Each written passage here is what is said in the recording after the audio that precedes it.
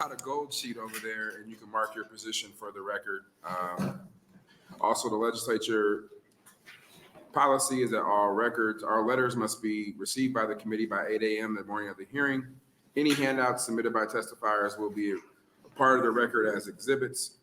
We ask that you have 10 copies of your handout. If you don't have 10 copies, see one of the pages before you come up so when you are testifying, we can have enough copies for the committee. Testimony will begin with the introducer opening statement. After the opening statement, we will hear from supporters of the bills, then we'll hear from those in opposition, and then we'll hear from those speaking in a neutral capacity.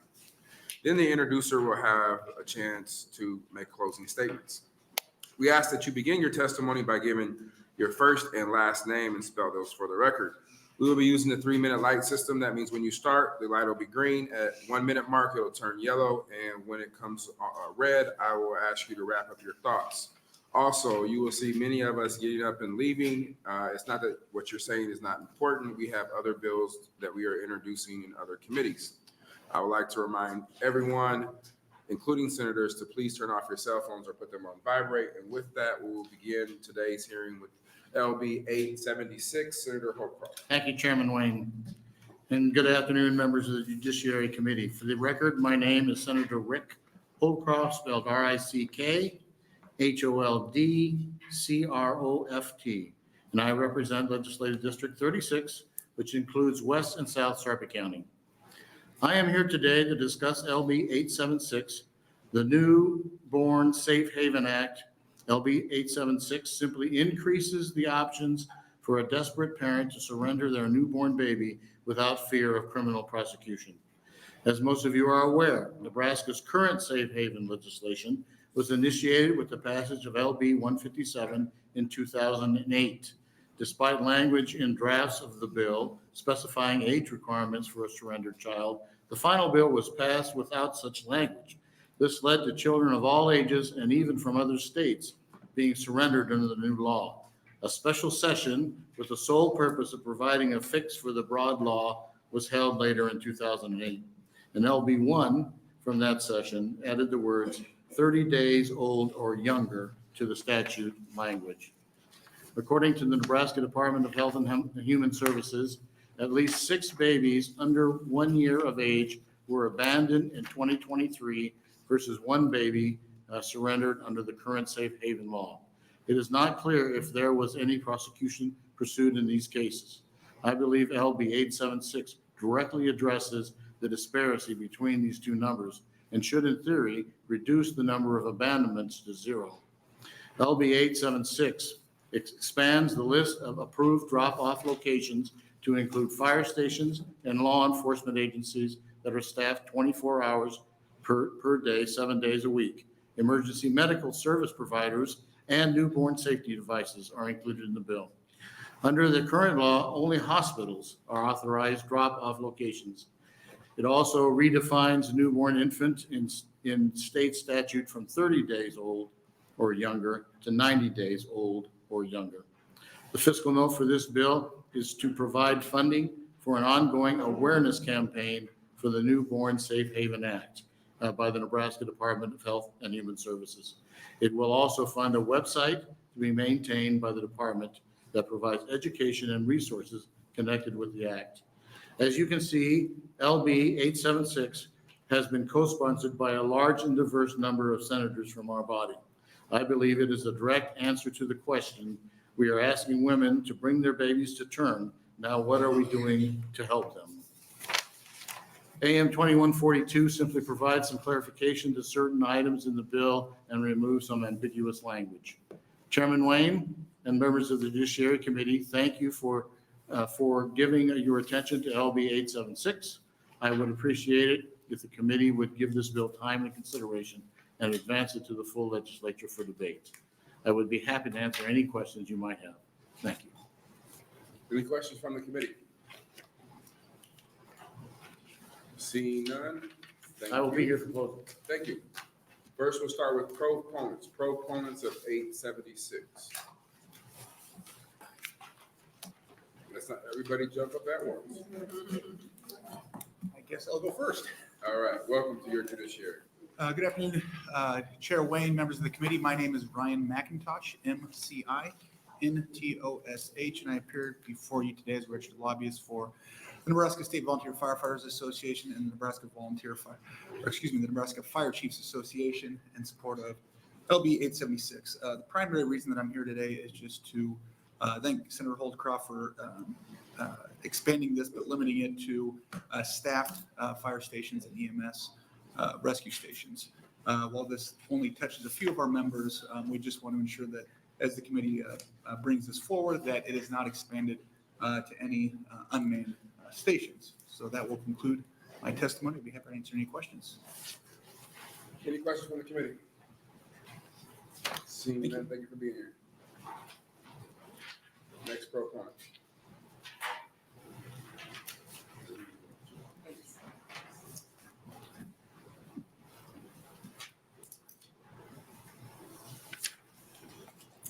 Good afternoon, Chairman Wayne and members of the committee.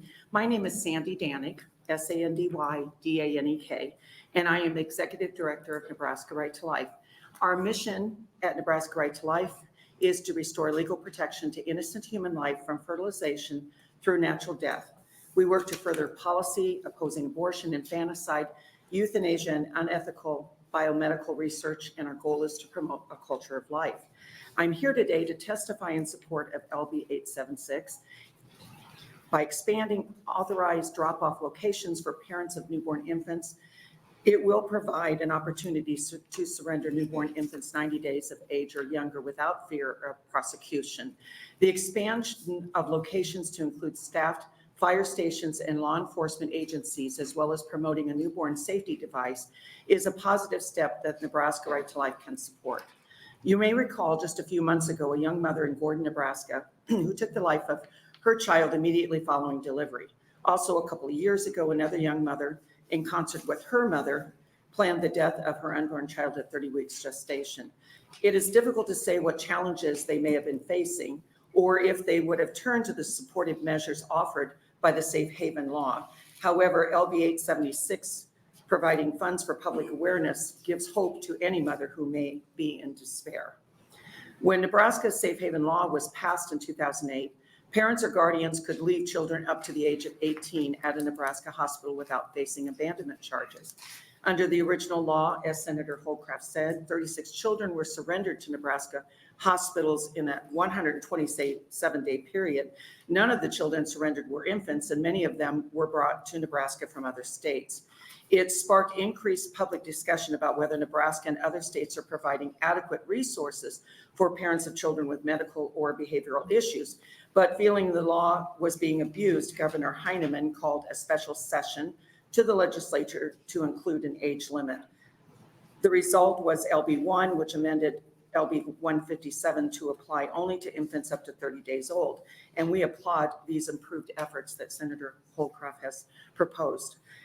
LB 876 supports the installation of newborn safety devices, allocates funding to implement a public information program to inform the public of the Newborn Safe Haven Act, including creation and maintenance of a permanent interactive website providing pertinent information to the public.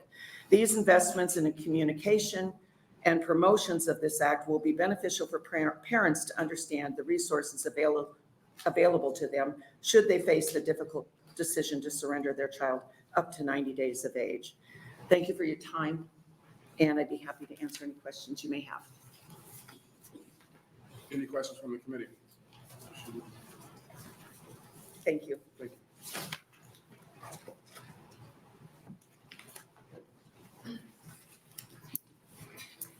Good afternoon, Chairman Wayne and members of the committee. My name is June Grummert, JUNEGRUMMAT. I am here to offer the education available to us from the National Safe Haven Alliance. The National Safe Haven Alliance, or the NSHA, is a 501c3 nonprofit organization working to end infant abandonment and infanticide in the U.S. and its territories. NSHA is the leading national safe haven advocacy organization and subject matter expert on safe haven best practices. NSHA works with the state agencies, safe haven organizations, safe haven providers, and parents across the nation. NSHA operates a 24/7 confidential hotline in all states for parents in crisis and supports states' efforts to end infant abandonment by updating safe haven laws and providing tools to increase safe haven awareness. Safe haven laws allow a parent to anonymously relinquish an unharmed infant with a safe haven provider without fear of prosecution. The law gives a desperate parent a safe alternative and may save the life of a vulnerable infant. Each state in the U.S. territories of Puerto Rico and Guam have some form of safe haven law. Since laws were enacted in 1999, early 2000, over 4,700 infants have been safely surrendered in the U.S. under the safe haven law compared to over 1,600 illegally abandoned. In 2023, more than 40 babies were illegally abandoned in the U.S. We have an opportunity to provide safe and comprehensive options for families in need of alternatives. The Newborn Safe Haven Act in Nebraska will provide safe alternatives to desperate parents and save innocent lives. The NSHA is supportive of the directives in this bill as it is in line with model safe haven legislation. NSHA can assist the state of Nebraska with efforts to establish a 24/7 confidential safe haven crisis hotline, which would provide all safe options to parents, including retention of children, and provide tools for education and signage for safe haven providers, as well as public outreach, awareness, and campaigns. With a comprehensive approach ending infant abandonment, we have a unique opportunity to promote family preservation in a critical circumstances, to utilize every safe option available in family or temporary placement, adoption, and safe haven surrender. We are encouraged by this bill, and with more than 20 years helping parents in crisis, NSHA believes that implementing the directives in the Newborn Safe Haven Act will create a safe and secure environment for infants and parents. Thank you so much. Any questions from the committee? I have one. What do you do about the father's rights? I'm sorry, but I don't have an answer for that at this time, but someone speaking after me may be able to answer that question for you. Thank you. Any other questions? Seeing none, thank you.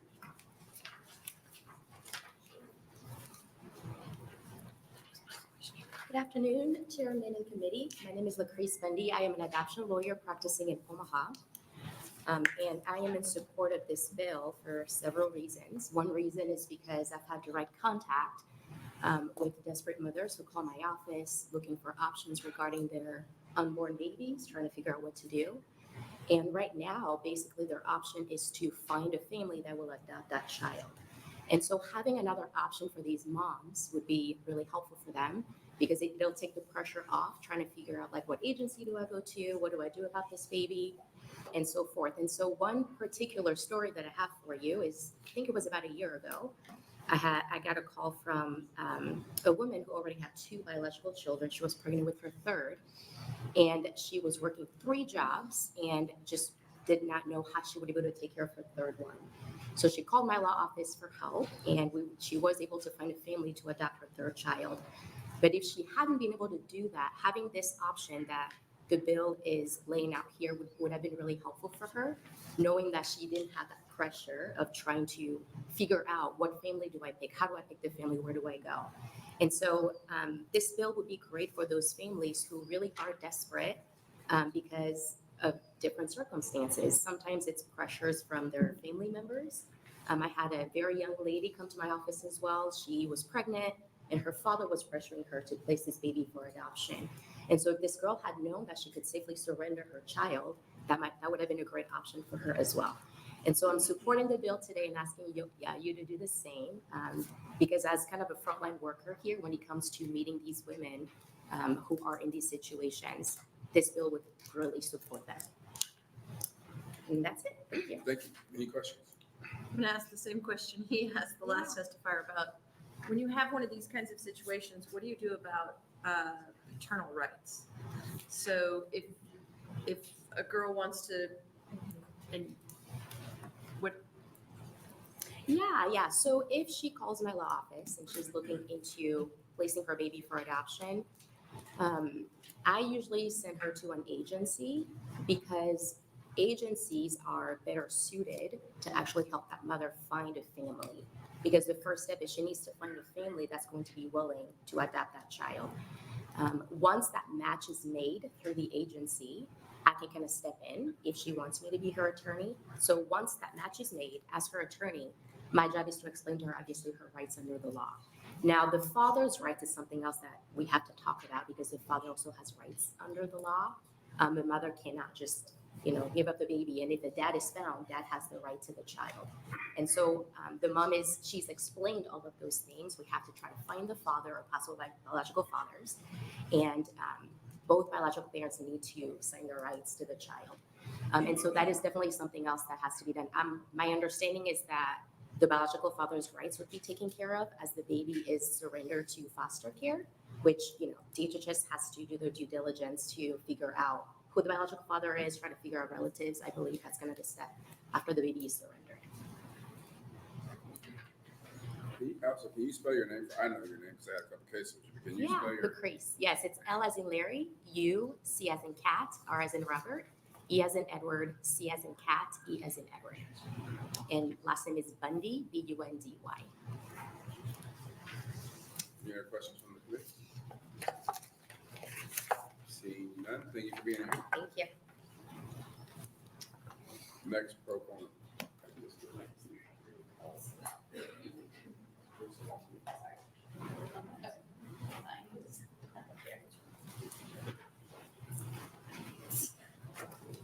Thank you, Chairperson Wayne and members of the Judiciary Committee. My name is Katie Nungesser, spelled K-A-T-I-E-N-U-N-G-E-S-S-E-R, and I'm representing Voices for Children in support of LB 876. Voices for Children supports safe haven laws, such as the one proposed in LB 876, as we value all children and want them to grow up safe. These laws are just a tool ensuring the immediate well-being of newborns facing challenging circumstances. While safe haven laws prioritize the safety of the child, we are also wanting to recognize the importance of providing parents with adequate support to help them navigate difficulties they're experiencing. By extending the surrender window, LB 876 is allowing for more time for parents to make informed decisions and explore available resources and seek support, potentially preventing unnecessary separations. LB 876 inclusion of additional surrender sites and options within communities is a commendable step. They offer a safe option for parents, making the process accessible, anonymous, and reducing some of those barriers. As we advocate for the safety of newborns through Safe Haven, it is equally crucial to advocate for increased support for the parents. While these laws serve as an immediate solution to newborn safety, we should strive to create an environment where parents do not feel compelled to rely on Safe Haven as their sole option. Research consistently shows that children who maintain a bond with their biological parents experience better physical, cognitive, and psychosocial outcomes. We see safe haven laws as an important but small component in an overarching system response that supports family strengths, invests in community supports, and destigmatizes parenthood. Supporting mothers to prevent them from feeling compelled to surrender their babies involves addressing various factors that contribute to their decision-making process. I have attached a list of some of the areas we feel can affect positive change for children and families at risk of entering our child welfare system. Suggestions include comprehensive prenatal care, accessible mental health services, reducing stigmas, crisis intervention, financial support and resources, including affordable childcare and affordable housing options, just to name a few. By implementing a combination of these strategies, communities and policymakers can contribute to creating an environment where mothers feel supported, empowered, and capable of raising their children with the assistance they need. Voices for Children believes 876 is a commendable effort to enhance our existing safe haven law in Nebraska. We urge you to support this bill, but also continue these conversations on how to keep families together. Thank you. Any questions from the committee? I asked the same question. What about the fathers? I appreciate you asking that, and I hope you ask every single supporter that comes up here. That is one of the things that Voices is concerned about, is we really value that relationship with biological parents. And so I think that would be a concern of ours that, especially as you move to things like baby boxes, you don't always have sometimes you have no information on that child. So how would the state even reconnect and even give biological family an option? So that's a concern we have. What other concerns do you have?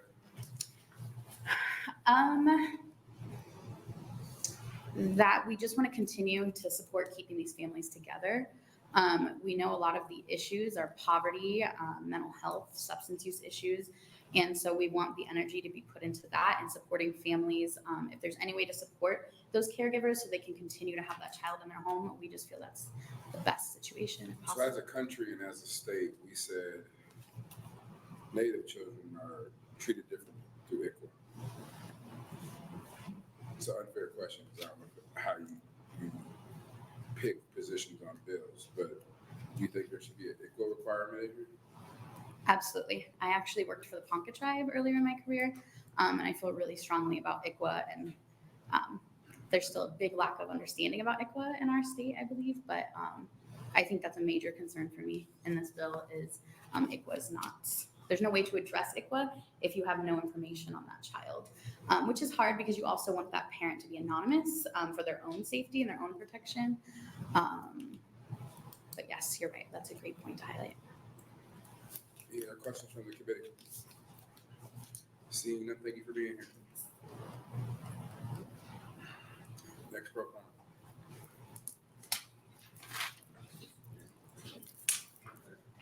Thank you. My name is Judy Mansisador, Judymansisador. I'm a proponent of this bill. Our current safe haven law has saved the lives of newborns, 14 of them exactly, according to Department of Health and Human Services statistics reported by the news channel. Since 2008, just under 200 infants 1 year or younger have fallen under abandonment situations, but only 14 were covered under our safe haven statute. That's a utilization rate of about 7%. There is a definite need to expand options for moms and infants in our safe haven approach. LB 876 will create a robust safe haven law, a wide safety net, and to protect vulnerable moms and their infants by one, raising awareness of critical resources and providing needed resources to moms in tough situations through the Safe Haven hotline and the website. This gives a mom in need help that she may not have known about in the moment of her great need, and the possibility that she may be able to parent. The hotline staff also encourage mom to make an adoption plan if possible and make her aware of Safe Haven surrender locations and options. Expanding the age of coverage of infants 90 days or younger gives mom more time to really understand what she is equipped to provide for her newborn infant and takes the pressure off her choice to parent or surrender. Once LB 876 is enacted, a mom will be able to surrender her infant anywhere an EMS team can meet her, providing surrender options throughout the state and any time a mom may need this life-saving choice. Instead of about 110 locations, the number of hospitals that exist in our state, every square inch accessible to an EMS team can now be a site for safe, legal, anonymous surrender of an infant.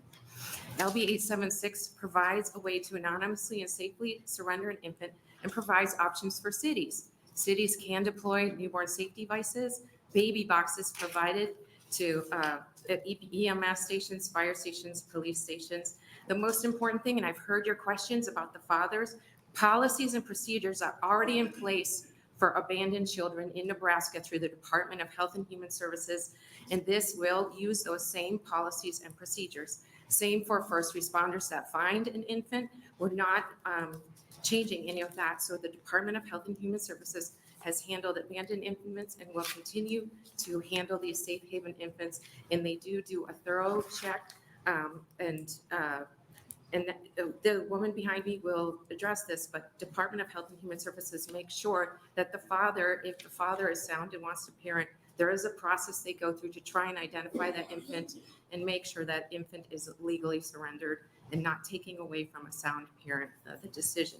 So I encourage everyone to support this bill. It's very needed. Right now, our law is very narrow and very constrained, and more choice, safe, legal, anonymous choice for women will move that percentage, utilization percentage, hopefully, as Senator Holdcroft said, to that 100%. I'm sorry, I saw the red. Thank you. Any questions from the committee? Seeing none, thank you. Next proponent.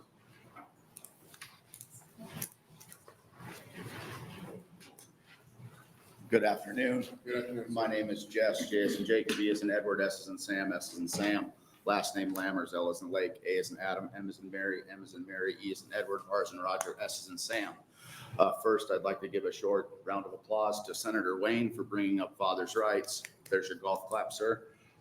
First, the language in the bill.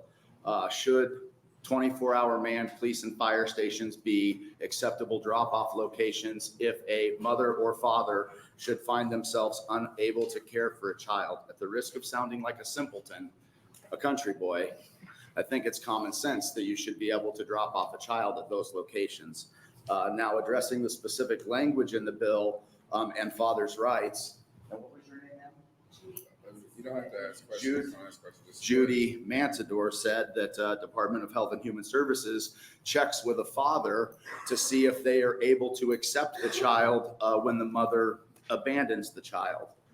As someone who has experienced Department of Health and Human Services activity, they do not. Department of Health and Human Services does not check with the father. And I will tell you my specific experience. My ex-wife got a DUI. The children went into protective custody for 48 hours, and I, the father, competent, college-educated, published author, was not contacted. My daughter was subsequently raped by Brandon Doazal, defunct state patrolman now in prison. So I do believe that the bill should include specific language geared towards father's rights, and the person before the lady in the purple spoke said that the next choice was an agency. I think the first choice after a mother abandons a child, because the condition of the mother is the condition of the child pursuant to the court, the first choice should be evaluating or vetting the father to see if he is a fit custodial parent. I will yield my time. Thank you. Any questions from the committee? Seeing none, thank you for being here today. Next proponent.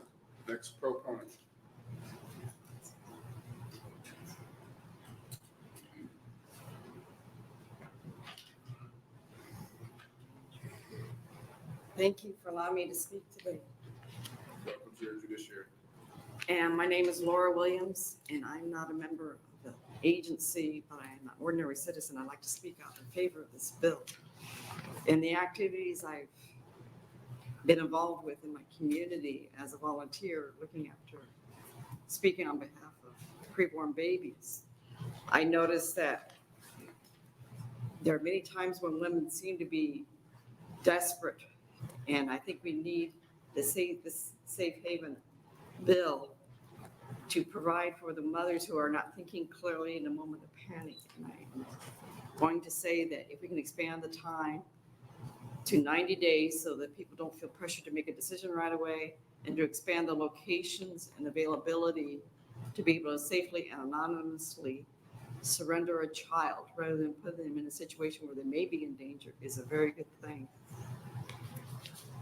And I apologize, I don't remember if I said my name. It's Laura Williams, Laura Williams, common spelling. And so I am a proponent of this bill, and I thank you for your time. Do I have any questions? Thank you. Any questions from the committee? Thank you. Thank you. Next proponent.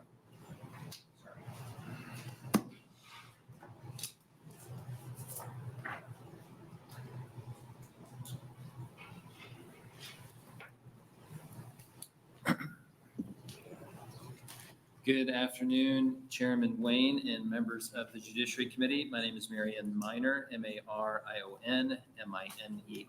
I'm here on behalf of the Nebraska Catholic Conference, which advocates for the public policy interests of the Catholic Church and advances the gospel of life through engaging, educating, and empowering public officials, Catholic laity, and the general public.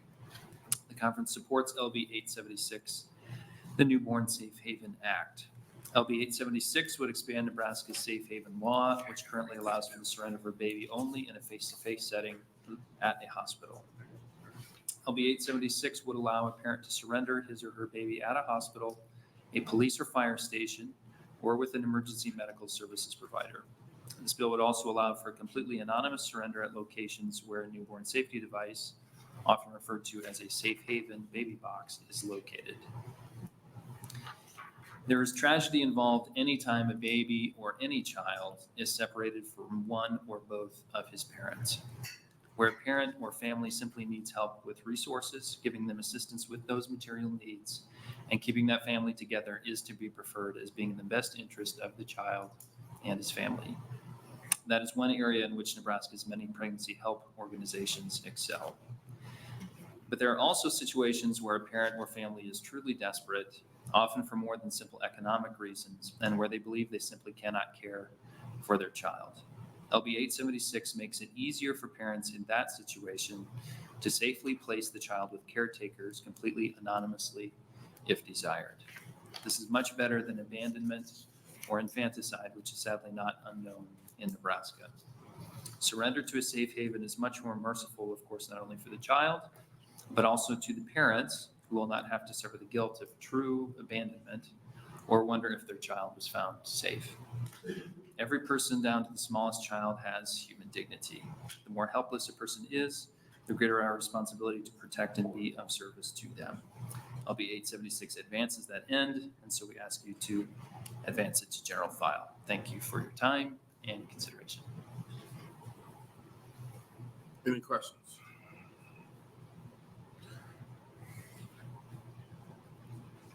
I don't know if you're the right person to ask questions. So I'll just- No, that's no problem. And I mean, with regard to I'm the, I kind of want to know if the county attorney's going to testify on this. I mean, what happens if dad has a kid in the first 3 months and decides to drop the kid off without mom's permission? yeah, no, I think that's a good question. I don't I mean, actually have, The cops can't ask him questions about it.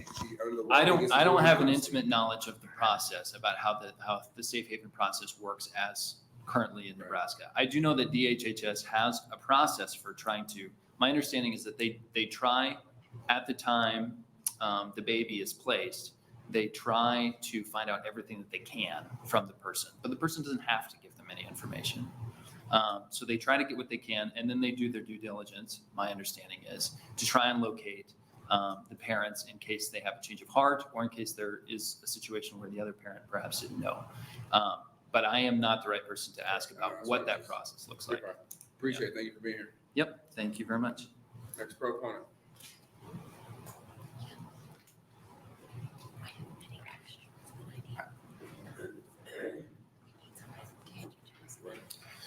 Good afternoon, Chairman Wayne and Hold on one members. second. Let's allow the students to leave. Hopefully you gain some knowledge today. Or maybe how not our government. I don't know. Go ahead. Good afternoon, Chairman Wayne and members of the committee. My name is Nate Graz, Nategrazz.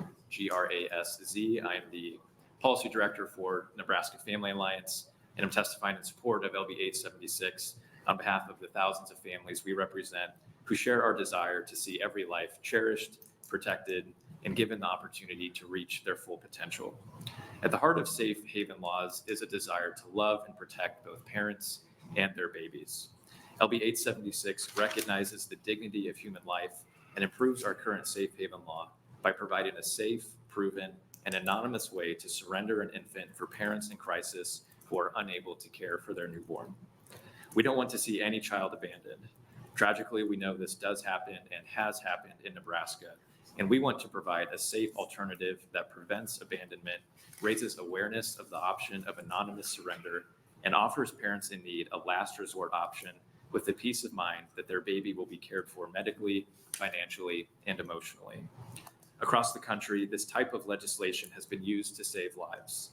In Indiana, the first state to implement safe haven baby boxes, 8 babies were safely surrendered just in 2022, and there has not been a single abandoned baby death in the state since the enactment of their safe haven law in 2016. If this bill can help save one life here, it's worth it, because we're better when no life is disposable, when every child is given a chance at life, and when instead of being abandoned and hoping for the best, or with no hope to be found, a vulnerable child can be given an open door to a loving home. We appreciate Senator Holdcroft for introducing this important bill to help protect vulnerable parents and babies in our state, and we encourage the committee's support. Thank you. Any questions from the committee? Seeing none, thank you for being here. Thank you. Next proponent. Proponent. Proponent. Seeing none. Opponents. Opponents. Oh, so you moved forward and I wasn't sure. Moving on to neutral testifiers. Good afternoon. I'm Laura Lease, Leise. First name is Laura, Laura. I am the Adoption Safe Haven and Subsidized Guardianship Program Manager for the state of Iowa with Health and Human Services. Recently, I was contacted by some Nebraska legislators, probably about 6 months ago, and they asked how Safe Haven works in Iowa. Safe Haven started in Iowa in 2002. We have approximately a little over 60 infants that have been relinquished through our Safe Haven Act. In Iowa, how that works currently, we just recently had some changes in legislation where the infant can be relinquished at a hospital, a 24-hour fire station, directly to a 911 responder, and we recently enacted the newborn receptacle devices. There's currently one in the state of Iowa, in Fort Dodge. They did allocate some funds for that receptacle device. It has not been used yet in the state of Iowa.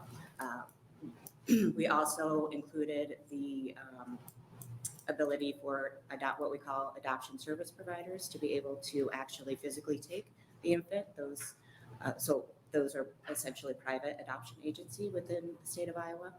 They do have to be certified in CPR and then are required to take the child directly to a hospital to ensure that all medical needs are met. Once that child is at the hospital and is safe, we request either through the adoption service provider or the Department of Health and Human Services is contacted, and what we call is a child in need of assistance action is started under Chapter 233, which is our Newborn Safe Haven Act, and the child is adjudicated under 232, which is our child welfare statute. Any questions from the committee? Yes. Okay. Thank you. I'm very Sure. glad you're up here. So, when do parental rights terminate in this In the proceeding, transaction? legal action. Yeah, Yes. so there's 30 days. By statute is required, a termination of parental rights is supposed to be filed unless there's good cause. There generally is always good cause because it's very difficult to provide notice.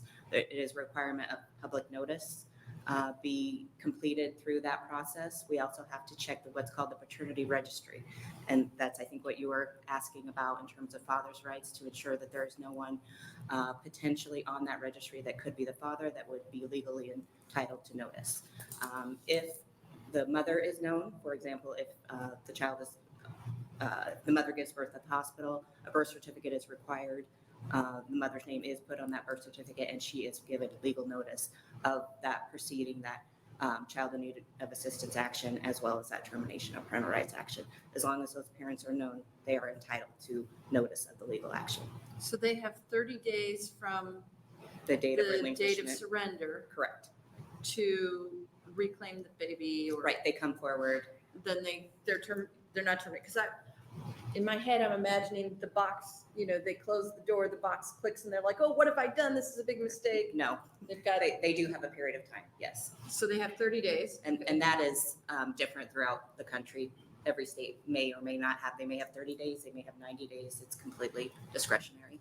And then if one of the parents comes forward, so the mother relinquishes, the father can say, I want the baby. Yes, Okay. And then if grandma is upset that baby, whatever, puts baby in anonymously, mom's looking for baby, do you have a way to get them reunited with the mom? that mom would have to contact the Health and Human Services, and hopefully we would be able to get them in touch with that legal proceeding. I mean, she probably calls the cops. The cops so that works out. Yes. Okay. So, okay, I'm trying to get through all my questions here. I think that's it for now. Okay. So you do a 3A proceeding? I'm sorry, You do a 3A proceeding? I'm not sure what that is. Termination of parental rights you do Yes. through the courts. Yes, So if they drop baby off at Fort Dodge, because Fort Dodge is the only one that has one in Iowa, how do you know? You don't know who the parents are. correct. So what is the proceeding? Right, you would ask for a fondling birth certificate to be issued for that child. It's called a fondling, FOULDING, to to be issued through vital records. You would then provide through the what we call a child in need of assistance action, you would provide public notice. So public notice is The sufficient. newspaper, Has there been any challenges in Iowa to the public notice requirement? not that I'm aware of, but I'm not an attorney, so. Because you can't give public notice on custody in Nebraska. You can't give public notice on termination of parental rights in Nebraska. You have to, yeah. So anyway, so what happens outside of the 30 days? Is it 30 days from when you knew, or is it 30 days from when child is placed in state custody? 30 days from the, I don't know of a case in Iowa where the date of relinquishment is the date of removal. So it's the same date, but it's whenever the court order for removal is issued. It's 30 days isn't that hard to dodge for 30 days. So dad or mom doesn't know. Right. But I'm just thinking, okay. Go ahead. So because obviously we want to get the kid to permanency, right? So that the new adoptive parents can feel like we got through the 30 days, but the public notice issue plus 30 days, you might not find them. If you find the father outside of the 30 days, or if the father comes forward outside of the 30 days. Right. It's been my experience in general practice, because prior to me having this position, I actually worked these cases as a social worker. So sometimes some of my information is from both ends of the spectrum. Until that termination of parental rights is issued and filed, stamped, those parents can still come forward. We're not going to. The 30 days is a general guideline, but we still have to have that legal document that would. So we have 90 days from birth to relinquishment under this bill. Right. If day 80, baby is surrendered, we don't know who the parents are, 30 days forward, relinquishment of parental rights. Outside of those 30 days, father comes forward and says, whoa, this is my child I just found out about, this is my child, whatever, Right. wants parental rights, is he out of luck? If a termination of parental rights order has been issued, I think he could have an argument to say he was the father, but again, those are really narrow legal questions that I probably am not necessarily qualified to answer. Okay, thank you. Any other questions from the committee? Seeing none, thank you for being here. Next, neutral testifier. Good afternoon. My name is Sarah Helvey. It's spelled Sarah, last name Helvey, and I'm a staff attorney and director of the Child Welfare Program at Nebraska Appleseed. And I was here in 2008 at the time of the original Safe Haven law. I very well recall the 2-month period when we would get phone calls from the media every couple days with teenagers dropped off. As others have said, the ultimate toll was 34 kids, none of them infants, mostly teens and preteens whose parents loved them and were committed to them, but felt this was their only option to get them the help that they needed. I testified at the special session and the subsequent regular session in support of a package of bills to address the underlying behavioral health crisis that was exposed. And so we just feel it's important to note that unmet behavioral health needs still exist, and parents should not have to give up their children because they don't have the support they need. So with that overall context, I want to offer a few specific suggestions on the bill. First, in addition to providing protection from criminal liability, we believe the bill should be clear that parents will also not face child welfare consequences for safely relinquishing an infant. As to that infant, as well as any other children in their care, based solely on the act of surrendering an infant. Second, the bill should require the department to check the putative father registry and pursue any other known information about the child's paternity before a TPR petition is filed. You've mentioned that. It sounds like that may be the practice, but it's not within the four corners of the bill, so I think it might be helpful to include or to cross-reference. Third, the bill should require that the appropriate tribe or tribes and the Bureau of Indian Affairs be notified if there's reason to believe that the infant is a Native American child. And lastly, the bill should provide for drop-off locations to provide a notice of rights to the parents, including the potential legal repercussions of leaving an infant. And the notice should also include information about supportive services available. These are included in the safe haven laws of 17 other states. And in addition, several other states provide the parent with an opportunity for reunification within a period of time. And then finally, in a time of new abortion bans and restrictions, safe haven laws should be examined with closer scrutiny. Despite reference to this in the majority opinion in the Dobbs versus Jackson case, safe haven laws are intended as an alternative to infanticide, not abortion. And we believe women should have the choice and support to make informed decisions about parenthood at all stages.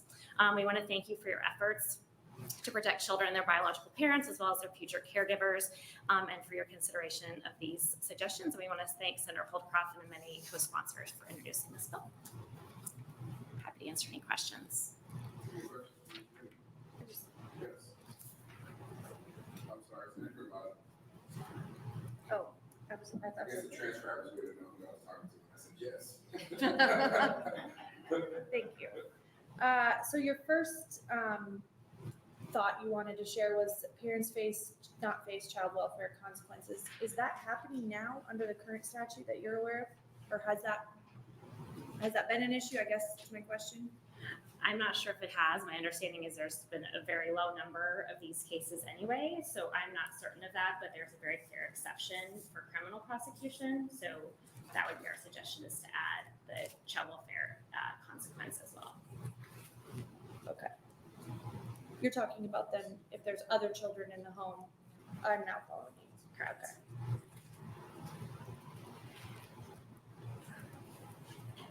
Okay. Any other questions from the committee? Seeing none, thank you for being here. Yeah.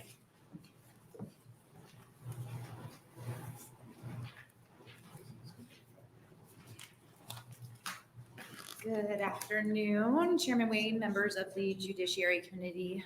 My name is Carissa Delka, Krissa Delka, Advocacy Coordinator for the Nebraska Healthcare Association, and on behalf of our 401 nonprofit and proprietary skilled nursing facilities and assisted living community members, I'm here to testify in a neutral capacity on LB 876. So the main concerns we had with the green copy language due to its inclusion of other healthcare facilities on page 2, line 4, as the potential drop-off location. So our concern cited the definition of the healthcare facilities in 71-413 of Nebraska statutes includes multiple facility types that may not be equipped to safely receive newborn babies should the parent or parents seek to relinquish them. So we have been having conversations with Senator Holdcroft, and I thank him for his introduction of AM 2142, which is why we are coming in neutral, but would support that amendment adoption. So I would take any questions you have.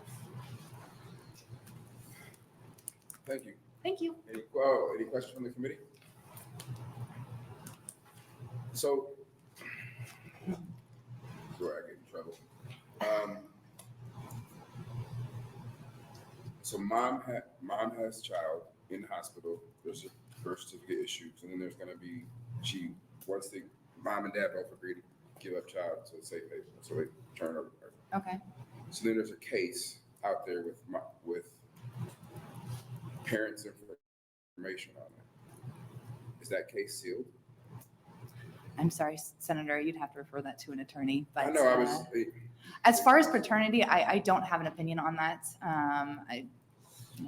As attorneys, I think that that's something for them to hash out. As far as our members are concerned, I mean, safe haven laws save lives, but appropriate places for designation for drop-off locations is our main concern. Okay, thank you. Thank you. Next neutral testifier. Seeing none.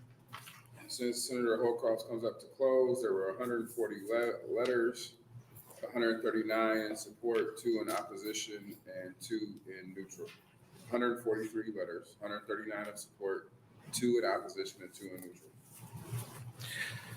Well, thank you, Chairman Wayne. Appreciate it. I appreciate all the testimonies today, all the people who came, particularly our visitor from Iowa, who had a lot of good information about how Iowa does their program. And again, the purpose of my bill was to relieve prosecution of parents when they surrender their child, okay? And so we're just providing more locations for them to drop off their child. Currently, only at hospitals, that's the current law. But now we've expanded it to other locations where they can surrender their child. So my assumption was any issues as to, father paternity challenges after surrender, I believe those procedures are already in place. If they're not, well, then I'm happy to try and do that. But that's not part of my bill. That was, my assumption was all we're doing is adding locations to the left of hospitals, in other words, before hospitals. And in every case where there's a fire station, a law enforcement, 911, or a baby box, the next step is to take the child to a hospital.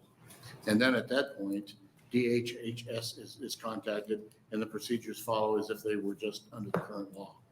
So that was the intent of the law. Now, there've been a lot of questions, which, I'm happy to, and we have engaged with DHHS on this, and they have questions about their own process and procedures, but that's really not part of what I was trying to do with this law.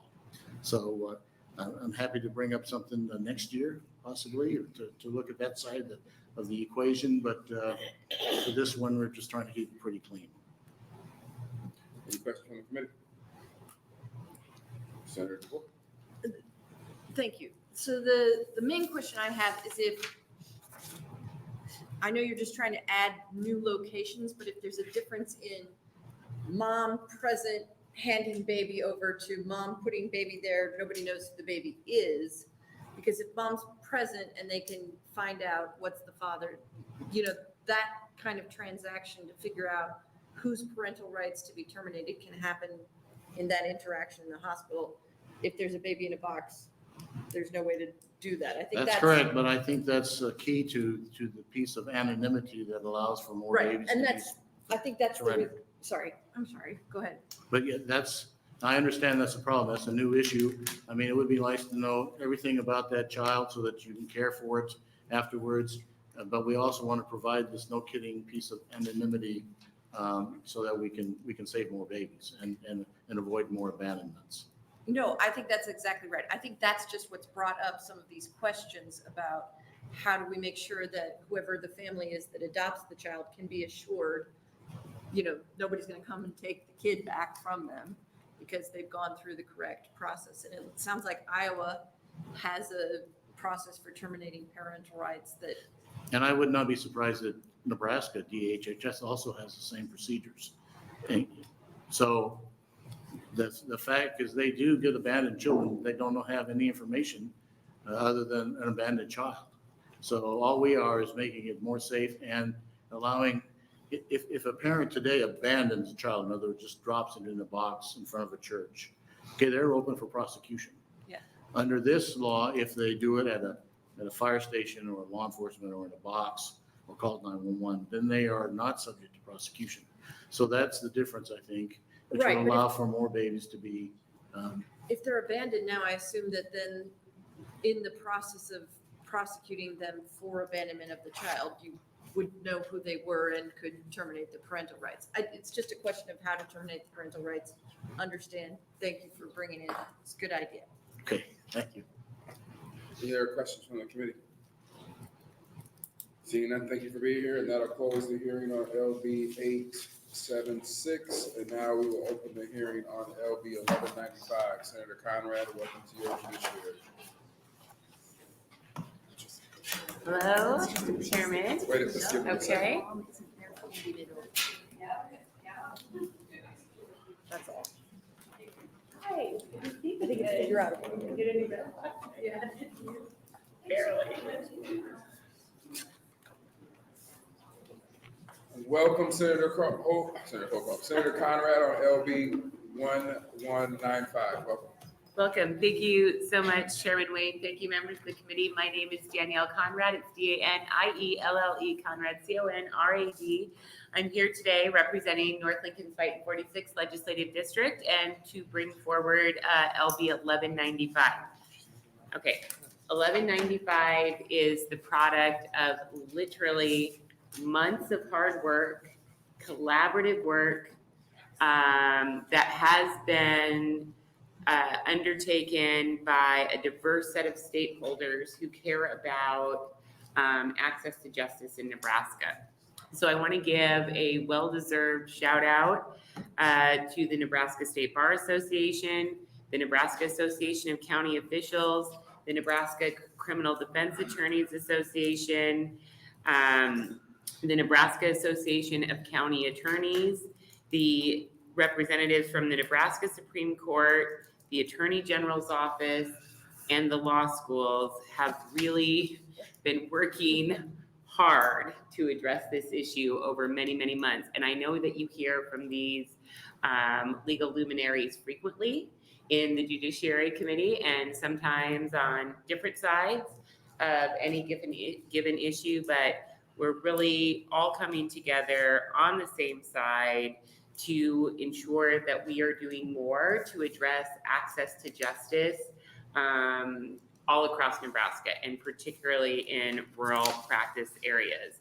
So simply put, and you well know, Nebraska has challenges when it comes to ensuring access to justice through the legal system in many parts of our state. There are a dwindling number of attorneys who are choosing to practice in rural communities. That continuing trend is not new. Recognizing that we needed to address this issue, the legislature took important steps in creation of loan repayment programs. I think first brought forward by my friend Senator Mike Flood, and then I picked up the baton and worked with this Judiciary Committee and then Chairman Ashford to carry that measure forward through LB 907 in 2014 to provide loan repayment grants for law school graduates who were engaged in public service practice, or who were practicing in rural counties. That program has helped over the years, but it has not been able to meet the full need that we have available, particularly in rural Nebraska. And that's why these stakeholders came together, as there was a continuation and ever worsening trend line in terms of finding qualified applicants to serve as county attorneys and public defenders in not only our perhaps most rural counties, but even larger counties in Nebraska. And these vacancies, these persistent vacancies, have cost county taxpayers a lot of money, as they are forced to contract out for these services when they don't have a full-time attorney serving in those positions. It has hindered the administration of justice, frustrating from a litigant's point of view, a judicial point of view, the learned attorneys on both sides of any one of those given issues, and in fact hurts our public safety goals when those cases languish in our judicial system. And so the stakeholder group came together. We decided to look for solutions, and the solutions are present in LB 1195. It includes removing barriers to the county threshold that was very, very low in the original program to apply to more counties. It made some changes in regards to contract provisions and who pays for CLEs and some of those more kind of technical perspectives. And then thanks to the generosity in both spirit and deed from my friend, Attorney General Mike Hilders, there's been an openness to figure out what level of appropriation might be available from settlement funds in his office to help bolster this program now and moving forward. And we're essentially, as I understand from Attorney General Hilders, still kind of running the numbers as to what might be sustainable from a transfer in the settlement fund. And that's why you see a placeholder number in the bill marked out by XXX. So the Attorney General has worked very hard and very thoughtfully in good faith to help figure out what investment might be able to be made for these purposes at this time. And I really want to thank him for that consideration as well. So let me see if I've covered everything else here. I think that gives you the top lines overview. I know there's a great group of testifiers that are here, and I'll stick around to close, but of course happy to answer questions now. All right, thank you, Senator Conrad. Are there questions from the committee? Senator Bozen? Thank you. Senator Conrad, was there any discussion about the enticing individuals to go to these communities that have no attorneys is great, but that they have the qualifications to actually practice in this area? Was there ever any discussion about before you can become an appointed defense attorney in these areas, you would have to have had 5 jury trials? Or I'm using that as an example because it's an easy one, not necessarily that it is the one, but because the concern I have is on both ends actually, that you would be setting the community up for prosecution or for defense work. And I don't know that solves our problem any better than not having the attorney at all does. Yeah, that's a great question, Senator Bozen. Thank you. And thank you for your care and concern in terms of the quality of representation that we have for both the public and the accused in the courtroom, because we need both to be highly competent in order to work well. And of course, prosecutors have additional ethical considerations that they work within in the administration of justice. So I don't believe that is within the 4 corners of the bill, within the scope of the bill. If I'm wrong, I will clear that up in close, or maybe somebody else can speak to that as they provide testimony. I don't think it goes to additional specific qualifications other than would otherwise exist for public defenders and county attorneys to practice in this regard if they were utilizing this loan program. That's something that we could definitely think about as well. And, I think another related and smart point on your line of questioning is that we do want to ensure that we have competent attorneys who have the requisite experience to carry out these important roles. And if we're able to provide a more generous package in terms of loan repayment, we're going to be able to make a better case to recruit or retain an experienced attorney. So that's something that I think we really need to keep in mind on the dollars and cents of it. Thank you. Thank you, Senator Bozen. Other questions from the committee? Senator Ibach? Thank you, Vice Chair DeVore. I'm sorry, right at Wayne's seat. Do you think we have the workforce available to support the need for county attorneys, especially when you look at this map? Do we have the workforce available? I do. I think that we do. I mean, when you look at the number of practicing attorneys in the state, you look at the pipeline at Creighton and at UNL and perhaps even some of our surrounding states, I do think that there are enough attorneys to fill the position. I think that there's also a lot of people who call Greater Nebraska home, and in many instances want to return there after completing their legal education, but for a lot of different reasons, including dollars and cents, can't always make that work, especially as we see educational debt becoming more and more burdensome. So I don't think it's necessarily a disqualifying barrier that we don't have enough people. I don't think we figured out how to put together the right packages to make sure that we can recruit and retain folks back to Greater Nebraska. And you've seen success in this in a parallel way with the rural health programs that really, look at people from those communities that want to return to those communities and enrich those communities as kind of the first point in recruitment. And then beyond that, trying to figure out for other reasons if there's folks that you can recruit or retain in. So just as a follow-up. Yeah. It's your opinion that the Rural Practice Loan Repayment Assistance Program, which helps with their educational expenses, but you feel like they need a more substantial amount to cover housing and all the other incidentals that you would need to live? Yes, I think that the existing program has been a great start and has generated, I think, a lot of attention around this issue. But I think we need to update it, and I think we need to make it more robust to make it really work. And particularly as we're seeing this trend where it's not just that we don't have an attorney in X county who can write wills or handle divorces or things like that. We're also not having attorneys in these counties to handle serious criminal cases as well on both sides of the table. Okay, thank you. Yeah. Thank you. Thank you, Senator. I have other questions from the committee. Okay. Thank you, Senator Conrad. We'll have our first proponent testifier. A pig just flew by the window. I'm kidding. Well, look at this. It's General Hilger. Good afternoon, Vice Chair DeBoer, members of the Judiciary Committee. My name is Mike Hilgers, Mikehilgers.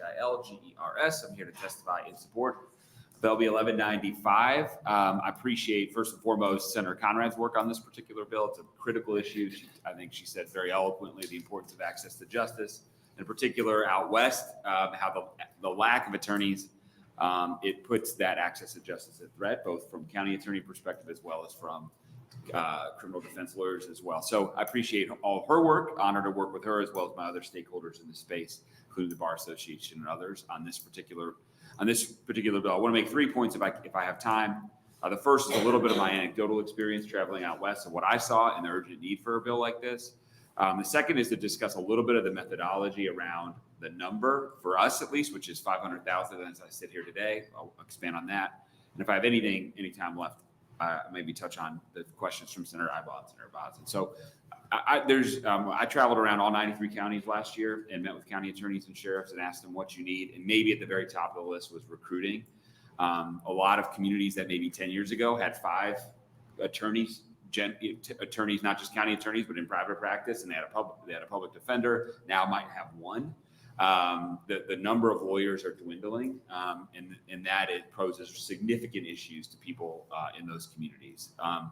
It is, but it's not a story I think that doesn't have a little bit of hope. I do think there are people that are willing to move and live in those communities, but we have to have a multi-pronged strategy to help make it reduce the friction for those people to be able to live out there and raise families, buy homes, et cetera. So this is one part of I think, a multi-pronged solution.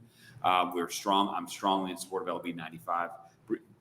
Briefly on the methodology. So this is this coming out of, as proposed, out of the cash funds from our consumer settlement cash fund.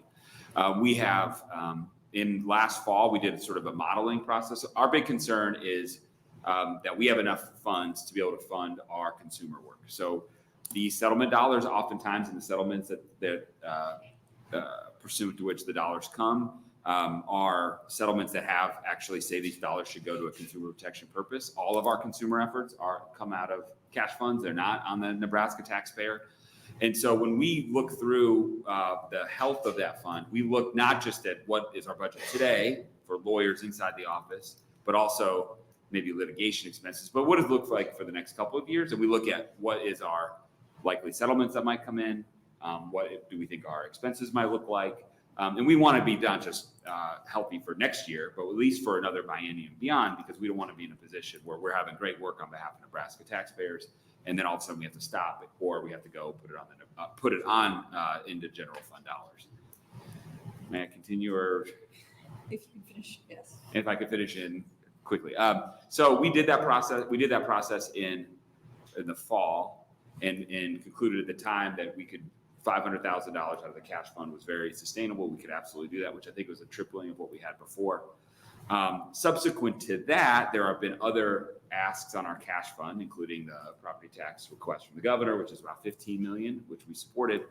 I've since had subsequent conversations with Senator Conrad about potentially more dollars, both to create an endowment, which might cost maybe $5 million, and then in the near, if that isn't feasible today, maybe $1 million now. I've committed to Senator Conrad that we would model the $1 million.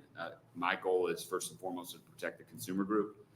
And even though I do not think 5 million today would be something that would, I think would threaten the sustainability of our cash fund, I have committed to Senator Conrad, given the importance of this program, that as our consumer team does their work and we get more dollars in, that this would be a top priority to fund. Thank you for letting me go over. All right, thank you. Senator Bosin. Thank you. So your third promise was that you were going to answer my questions and Senator Ibach's questions. Can you tell me or was there a conversation about the need for good quality attorneys on both ends of things?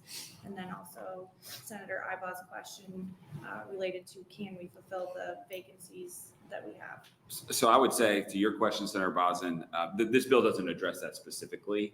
And frankly, I think if we added that layer of differentiation, I think we might be cutting it. My opinion would be we would be cutting it a little too finely. We need good lawyers out there, period.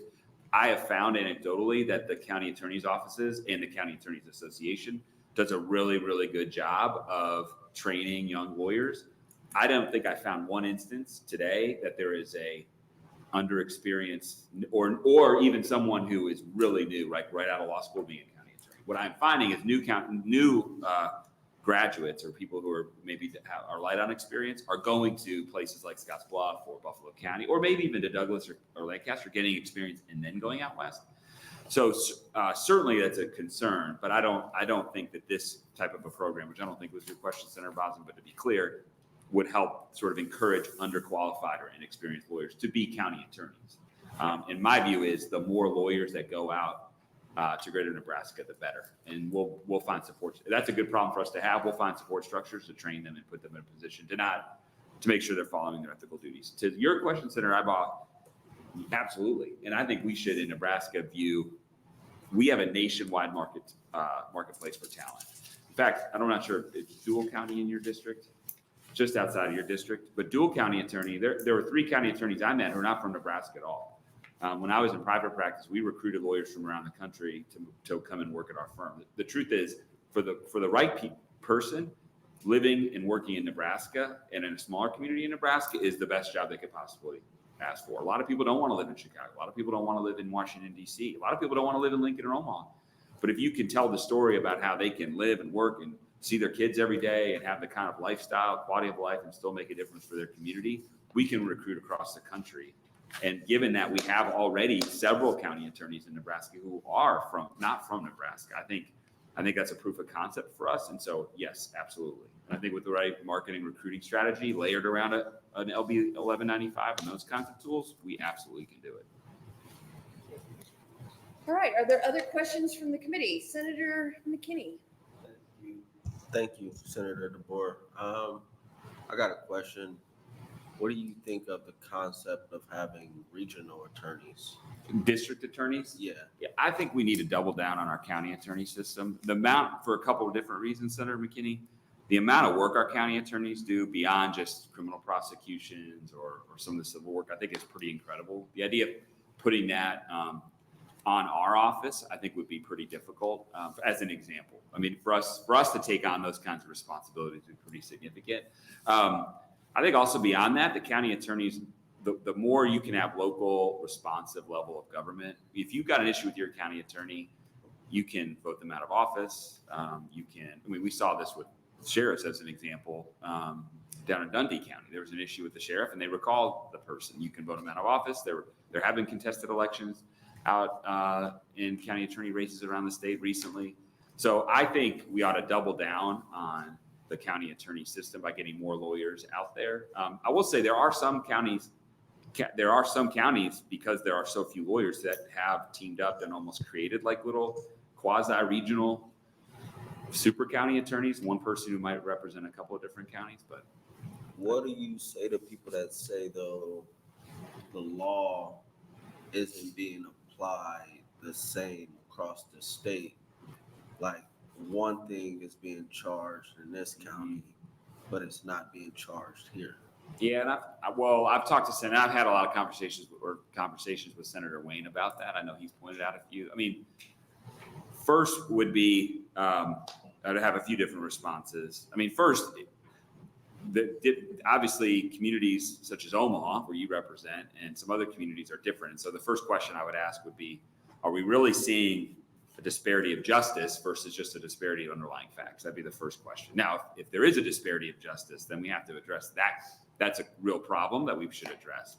I'm not sure, I'm not saying it's not, I'm not sure that the solution though is transferring that to a district attorney system.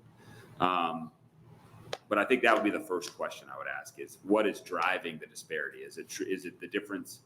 Is it unequal treatment of law, which is a problem, or is it just unequal factual circumstances, or maybe not a true disparity?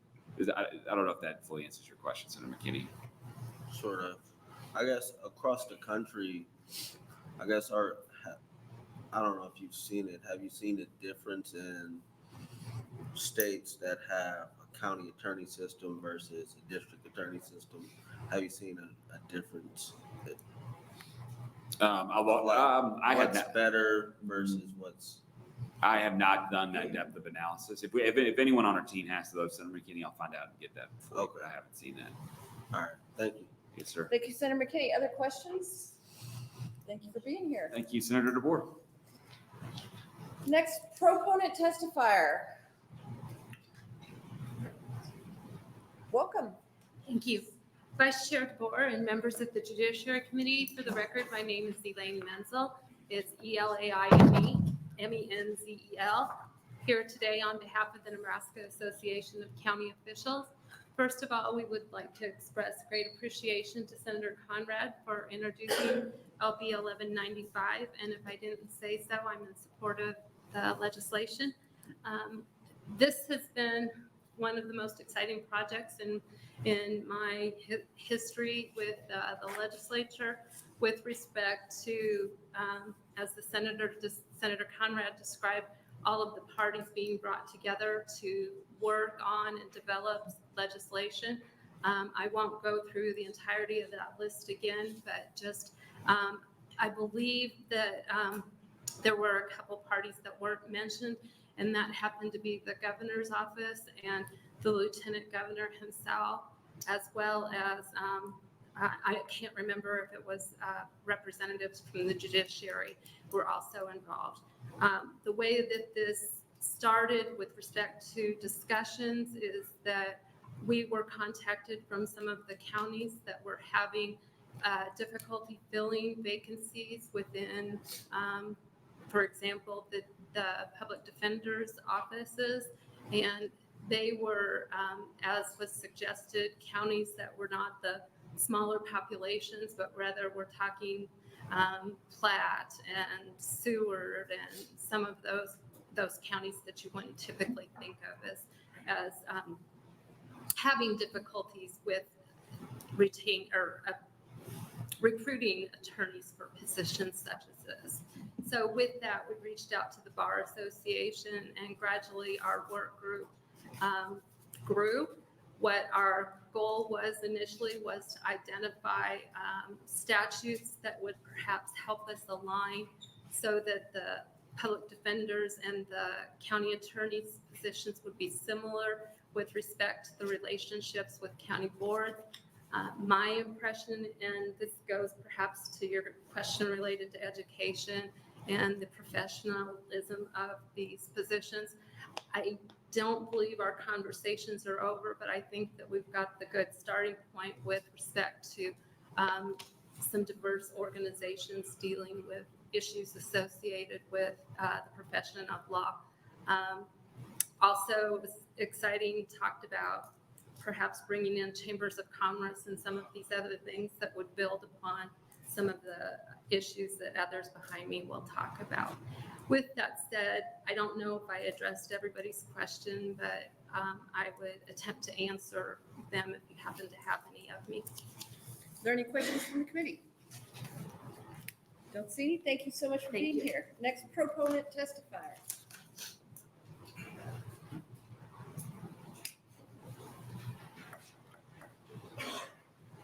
Welcome. Welcome. Good afternoon. My name is Liz Neely, L-I-Z-N-E-E-L-E-Y. I'm the Executive Director of the Nebraska State Bar Association and testifying today in support of LB 95. As you've already heard, rural Nebraska is approaching a crisis with the loss of lawyers in many counties.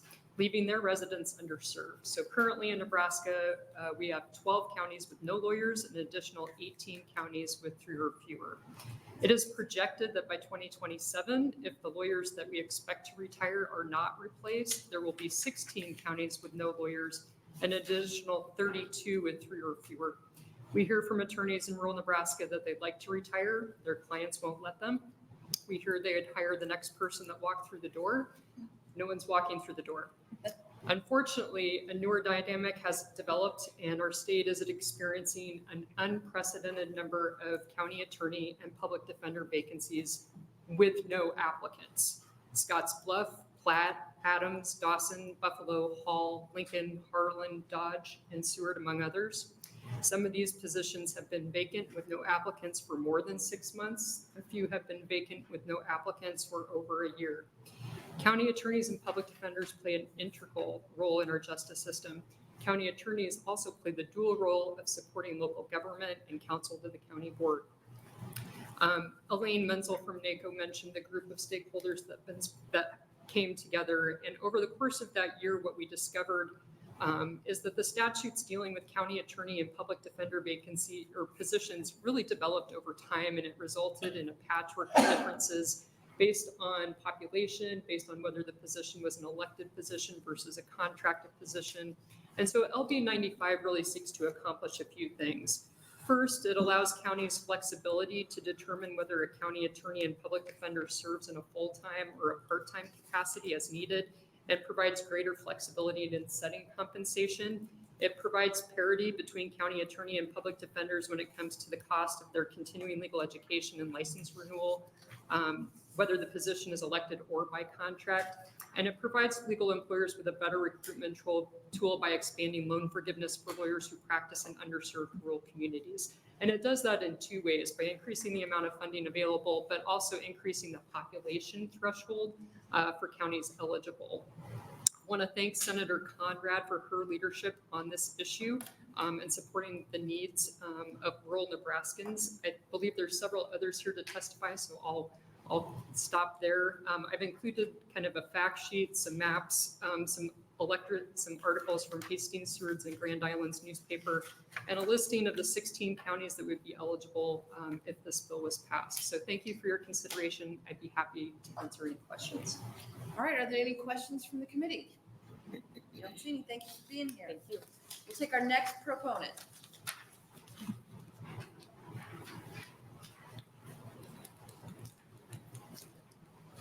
Welcome. Welcome, thank you. Good afternoon, members of the committee. I am Gerard Piccolo, G-E-R-A-R-D, Piccolo, P-I-C-C-O-L-O, like the musical instrument. I am the Hall County Public Defender. I have been the Hall County Public Defender since February 1st, 1990, and that's 34 years. I have a lot of experience in dealing with public defending. I just wanted to come before you to add my support for 1195. I think, and Attorney General Hilger has mentioned this, there has been a dearth, there has been a lack of people applying. For instance, since the pandemic occurred in 2020, I've had, at one point in the succeeding 3 years, I've had 4 attorneys in my office. We are an 8-attorney office. We needed all of those attorneys. That created a great deal of problems for me in the way of managing workload. It also created a problem in quality of the representation.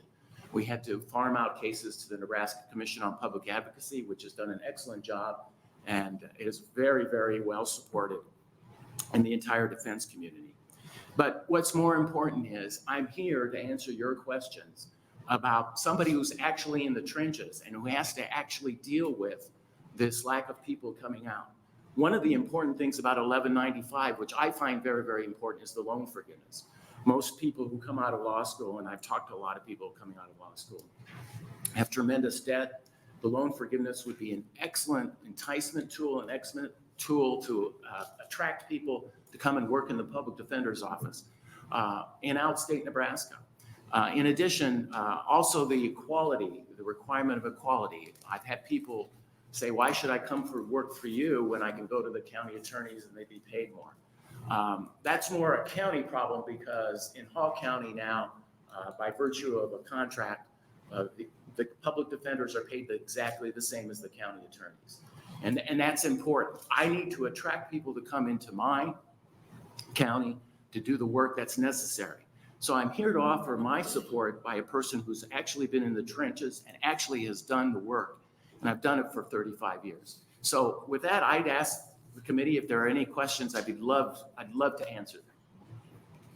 Are there questions after such a gracious invitation? Are there any questions? Senator Bose, let me answer your question about training, okay? I was in the United States Air Force, so I know about training. You're not going to come out of law school and do a first-degree murder case in Hall County. If there's anybody who's going to do it, it's going to be somebody like me who's had 35 years experience. So we train people. We start them initially in misdemeanors, move them up to felonies gradually, and it's a matter of what I consider to be, have they succeeded, have they come upon the next step? And gradually they work their way into it. Also, if we have a first-degree murder case, we have what is called a second chair or an attorney that's helping out, and that's a good way of gaining experience. That's the proper way of doing it in a public defender's office. I assume it's the same on the county attorneys, because we're really just kind of like mirror reflections of each other. So we would not put somebody in that situation. Now, has that situation occurred before? Yes. And I think it's just wrong. So my issue was, I thank you for your testimony on that. And my issue wasn't necessarily that you would do that or anyone would do that. It's more to these communities that have 0 and they have one attorney out of the 6 counties around Hooker, McPherson, Thomas, Logan, Grant, and Arthur. And if that individual is a recent graduate of law school, most people start in civil, child support, or juvenile law. They try cases there. They still have someone supervising them.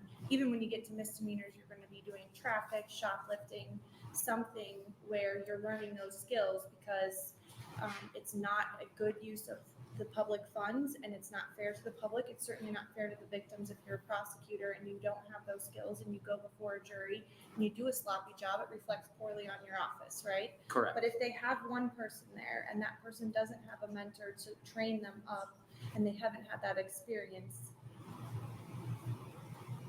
Well, the way I would answer that is we have the Nebraska Commission on Public Advocacy.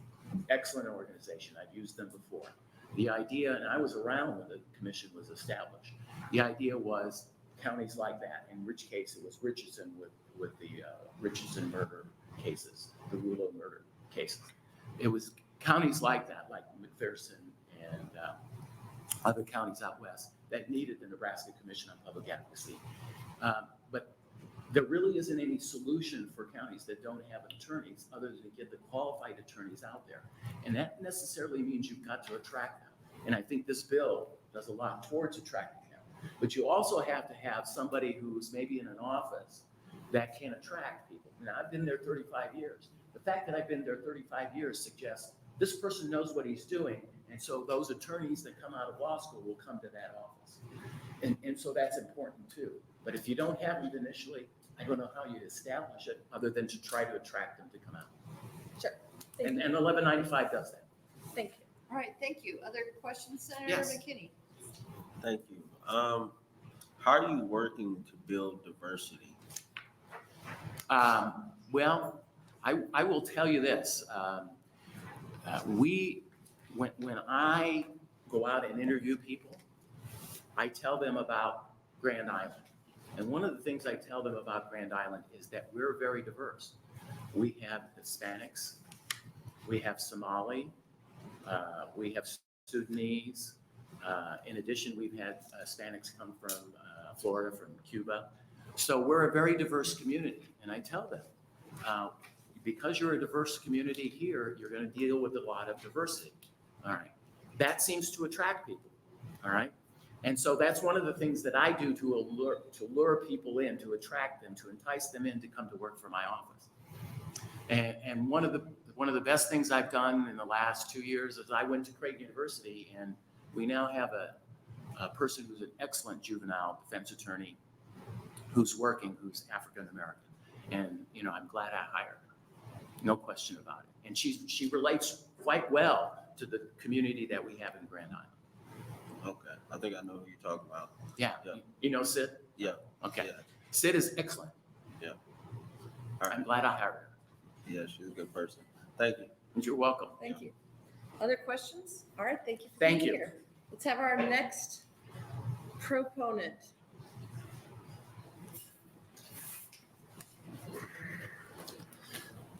Good afternoon. My name is Todd Lancaster, Todd-Lancaster.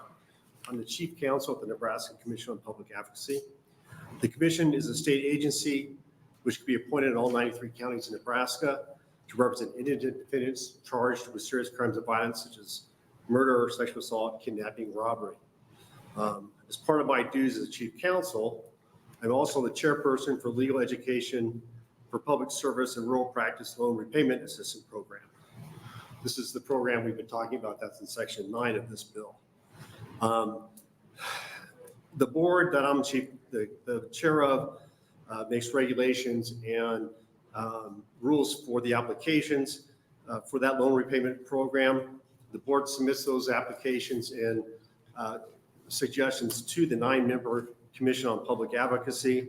Those members then determine who's going to get an award and how much those awards will be. The board, the chair, or the commission can take our recommendations or change it if they want to. In 2023, there were 41 applicants for awards. Awards were given to 34 applicants. 7 received nominal awards of $1,000 and 29 received awards of $4,896. The handout I provided shows the counties where those people practice in, whether they're public service attorneys or they practice in a rural need area. Also, it includes the debt and their total income. The average student debt of the 34 was approximately $100,000. 18 had debt over 100,000. 18 had debt under 120,000. The average income for the 34 applicants was $76,000 approximately. 21 applicants had income under $76,000. 28 applicants were from the legal need area. 8 were from public service. The loans they get have to go directly, or the awards they get have to go directly to the student loans. They can't use it for housing or cars or anything of that nature.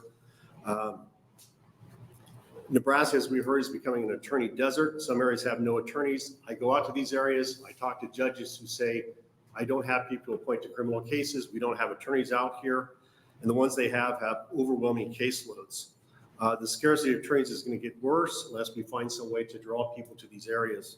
Certainly, the loan repayment is one way to do that. I've talked with recipients that receive that loan and say, but for me getting this loan, I couldn't have stayed in this area, or I wouldn't be able to pay off my loans and get forgiveness after 10 years of working in public service.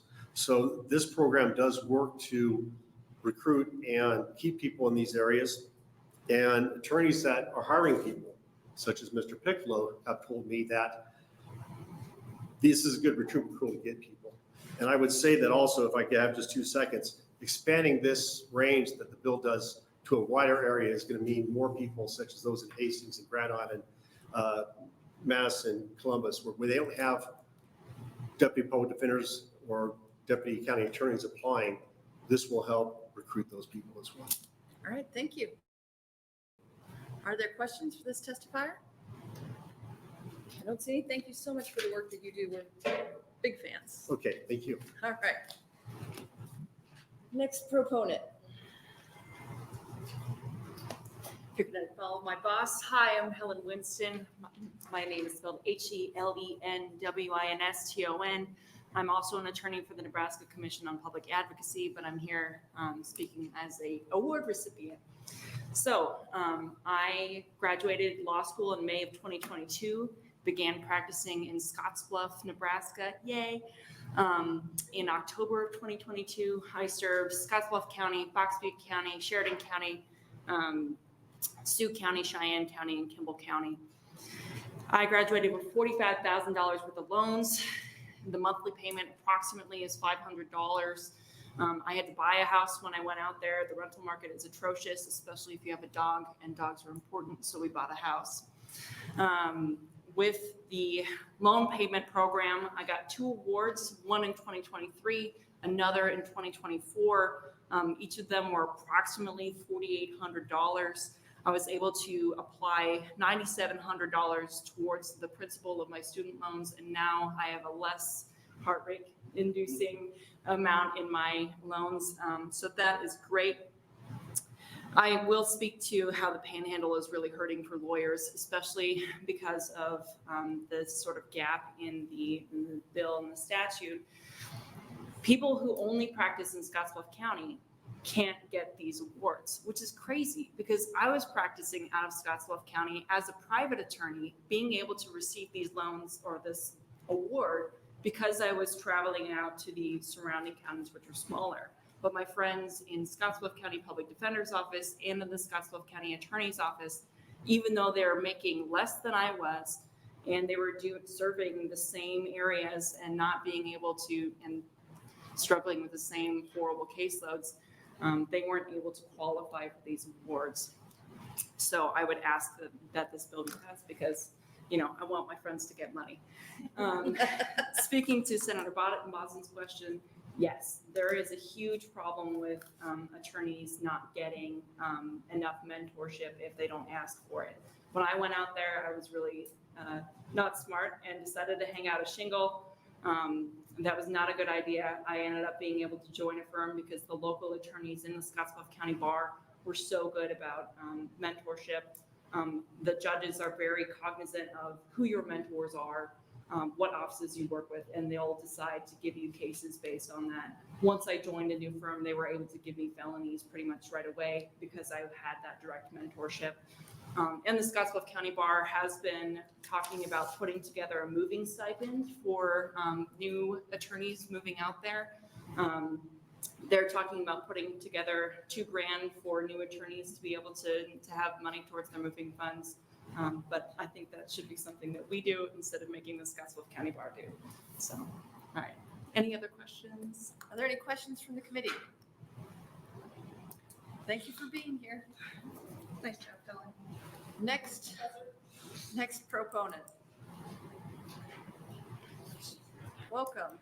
Hello, Vice Chair DeBoer. Again, my name's Jess Lammers. First name Jess, J-E-S-S, last name Lammers. L as in Lake, A as in Adam, M as in Mary, M as in Mary, E as in Edward, R as in Roger, S as in Sam. First, I would cite Boyd v. United States at first I'm in support of LB 1195. And I would cite Boyd v. United States 116 U.S. 616635, that it's the duty of the courts to protect the constitutional rights of the citizens and to protect the citizens from any stealthy encroachments by attorneys. Now, in regards to the right to practice law in rural areas, I would cite Meyer v. Nebraska 262 U.S. 390, 399, 400. And I would ask the committee to look to Nebraska's own case law that the right to practice law cannot be licensed and is a common right. So as we have a shortage of lawyers in rural communities, there should be methodology if someone can prove themselves qualified that they could practice or help county attorneys or public defender's office. This is also backed up in Schwer v. Board of Examiners 353 U.S. 232 1957. It is further enumerated in Sims v. Ahems 271 SW 720 of 1925 that the right to practice law is a common law right. So as we expand or try to help rural communities, county attorneys, public defenders' offices receive qualified people, it should, I think, be noted that it's addressed in case law that litigants can be assessed by unlicensed laymen during judicial proceedings. That's found at Brotherhood of Trainmen v. Virginia, XREL Virginia State Bar 377 U.S. 1V Wainwright. And there's about 30 more Supreme Court citations that would allow lay people to assist people like Mr. Piccolo and reduce the case load while increasing diversity. To Senator McKinney's comments, I would yield the rest of my time and accept questions if there are any. Are there any questions for this? I don't see any. Thank you so much for being here. Next proponent. Okay, now we'll take up opponents. Anyone in opposition to this bill? Anyone who would like to speak in the neutral capacity? Senator Conrad. While she's coming up, I will tell you that there were 9 letters, 7 in support, 2 in opposition. Senator Conrad. Thank you so much, Vice Chair DeBoer. Thank you so much, members of the committee. I know that you have a long agenda in front of you today, so I won't belabor your time, but I want to thank you for your kind attention and great questions. I want to thank all of the testifiers who came forward to share their important perspectives on this measure, and particularly the Attorney General for making time in his busy schedule to be here and draw your attention to one of the letters of support, particularly from our friends at the County Attorneys Association. So really grateful to have this strong support across the state and across the political spectrum, and eager to work with the committee to move this forward. Thank you, Senator Conrad. Are there any questions? Don't see any, so thank you for being here. Next, we're going to turn to, that ends our hearing on LB 1195. We'll next turn to LB 894 with our own Senator Ibach.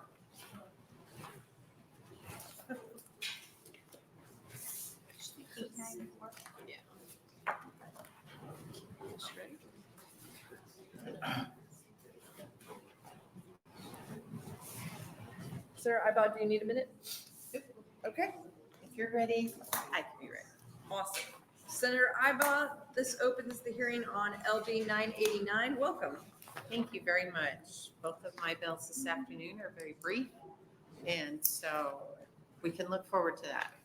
Good afternoon, Chairman, Vice Chairman DeBoer, and fellow members of the Judiciary Committee. As you know, my name is Senator Teresa Ibach, I-B-A-C-H, and I'm here to introduce for you LB 894. LB 894 is a simple bill. It requires that a candidate for the office of county sheriff be a certified law enforcement officer when the candidate files to run for office. Currently, anyone can run for the office of county sheriff, regardless of whether or not they are a certified law enforcement or officer. If they are elected, they have 8 months to obtain certification. If the elected sheriff has not received certification after 8 months, a fine shall be levied upon the sheriff, an amount equal to the sheriff's monthly salary for each month they are not certified. As you may know, this provision in law came to light based upon a situation last year in Dundee County, which is in my district. In 2022, voters elected an individual to serve as sheriff who was not a certified law enforcement officer. In June of 2023, the sheriff was denied entry into the Nebraska Law Enforcement Training Center for 2 reasons: failure to demonstrate compliance with physical fitness standards, and for failing to pass a background investigation. In November of 2023, a recall election occurred in Dundee County, and voters recalled the sheriff by a vote of 712 to 63. The county board appointed a certified law enforcement officer to serve as interim sheriff while he relocated to live in the county. It is my hope that with the enactment of LB 894, situations such as this can be prevented in the future. I believe that it is in the best interest of the state, county, and citizens of Nebraska that a person serving as sheriff be a certified law enforcement officer prior to the election. I believe that anyone serving as a law enforcement officer should be trained in proper police procedure, proper investigatory procedures, proper weapons handling, and be trained in how to properly interact with citizens during the course of their duty. I have provided you with an amendment that was drafted with the assistance of the Nebraska Association of County Officials. This amendment mirrors Nebraska Revised Statute 23-1201-.01, which pertains to the appointment of a non-resident attorney as county attorney if a county attorney is not elected. With this amendment, it will be clear that a county board may appoint a person who is qualified to be sheriff to serve as sheriff if there are no other qualified candidates elected. With that, I thank you for your time, and I ask that you advance LB 894 to general file to allow us to prevent this situation from occurring in the future. All right, thank you, Senator Ibach. Are there questions from the committee? Senator Bozen? Thank you. Senator Ibach, I think you said county attorney. Did you mean county sheriff in your I amendment? did mean. Okay, so county this is sheriff. related So, to, appointing a county sheriff. got it. Thank you, yes. And are you asking us to pass this forward with this amendment? The amendment is, I just handed it out today. It's not been read across or attached, but yes, I would ask that you attach this amendment so that if the county needs to, they can rely on it. Thank you. All right, thank you, Senator Ibach. I don't see any other questions for you. Let's have our first proponent testifier on LB 894. Welcome, sir. Thank you. Good afternoon, Vice Chair DeBoer and members of the Judiciary Committee. My name is Neil, N-E-I-L Miller, M-I-L-L-E-R. I'm the Buffalo County Sheriff, and I'm here today to testify in support of LB 894 on behalf of the Nebraska Sheriff's Association. Thank you for allowing me to testify today before the Judiciary Committee in relative to 894. Nebraska Sheriff's Association is in support of LB 894. Currently, candidates for the office of Sheriff in Nebraska are not required to be certified as law enforcement officers in this state. The current process is inadequate to fully investigate the candidate's background, physical fitness, or ability to successfully complete the requirements of certification. Not having a certified candidate who gets elected presents many potential issues for residents of a county. In this day and age of mandated training for law enforcement officers, we feel that it is time to raise the bar for candidates for this office. Sheriffs exist in all 93 counties of Nebraska and play a significant role in law enforcement in this state. It is very concerning that someone who ultimately is not certified or experienced in law enforcement could hit the streets fully armed, not having the credentials necessary to legally hold the position. We feel that a candidate for this office should be fully certified and in good standing prior to being allowed to appear on the ballot and ultimately to be elected to serve the citizens of this state. There are remedies for out-of-state candidates who are certified in another state to apply or to get their name on the ballot and obtain reciprocity certification to Nebraska ahead of the filing deadline for the office. In the instance of an absence of a qualified candidate, the county board with the amendment could interview and hire a Nebraska certified officer. Also allowing the various counties to share a sheriff, and similar to how the county attorneys do, would be a stopgap option to temporarily fill a vacancy until one can be hired by the county board or the next election. At a recent sheriff's board meeting, I asked for a show of hands in a room with approximately 100 sheriffs and deputies as to whether or not they supported this legislation. All but one raised their hand. In closing, the county sheriffs of Nebraska would urge you to support and vote this bill out of committee for full consideration. It is time to up the standards to file for this office to ensure that a Nebraska certified officer in good standing is who appears on the ballot. Thank you for your consideration of this important legislation, and I would be more than happy to answer any questions that the committee might have. Are there any questions for this testifier? I do have one, sir, and I maybe should have asked Senator Ibach, but I might take that opportunity later. So when do they have to be certified? Because do they have to be certified in order to sign up to run? Or at the time that they sign up to run, they have to be certified? Yeah, at the time they file for office, they would need to be certified, be able to prove that certification, and also be shown to be in good standing. And is that sort of information readily available to law enforcement? It is, and I think it's spelled out in the bill as to how they would do that. Okay, perfect. Thank you. Any other questions? Thanks for being here. Thank you. Next proponent.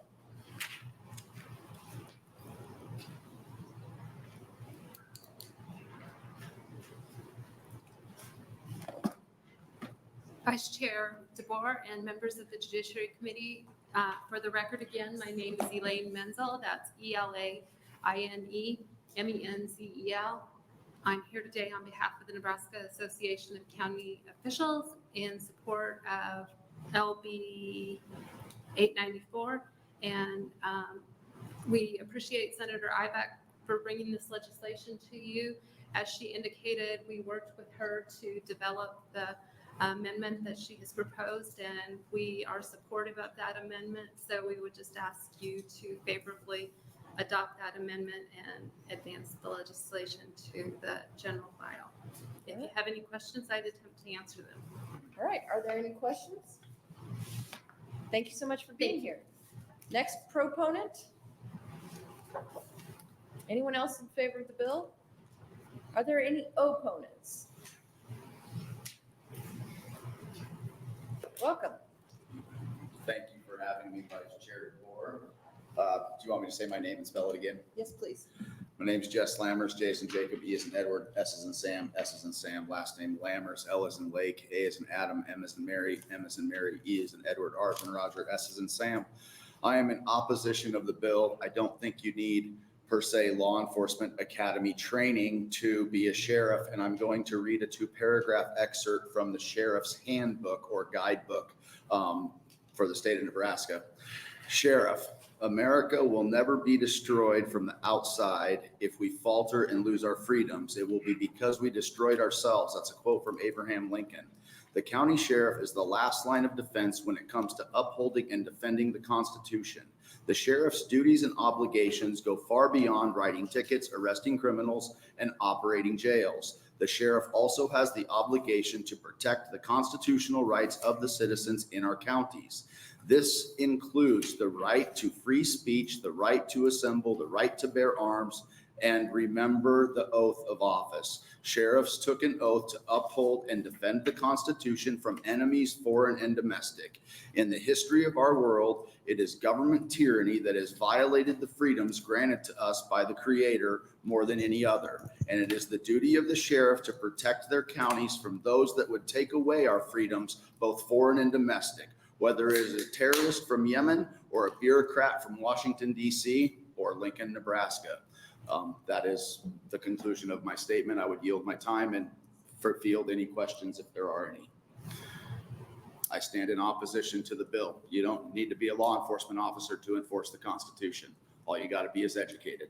Are there any questions from the committee? Thank you, sir. Thank you for your time.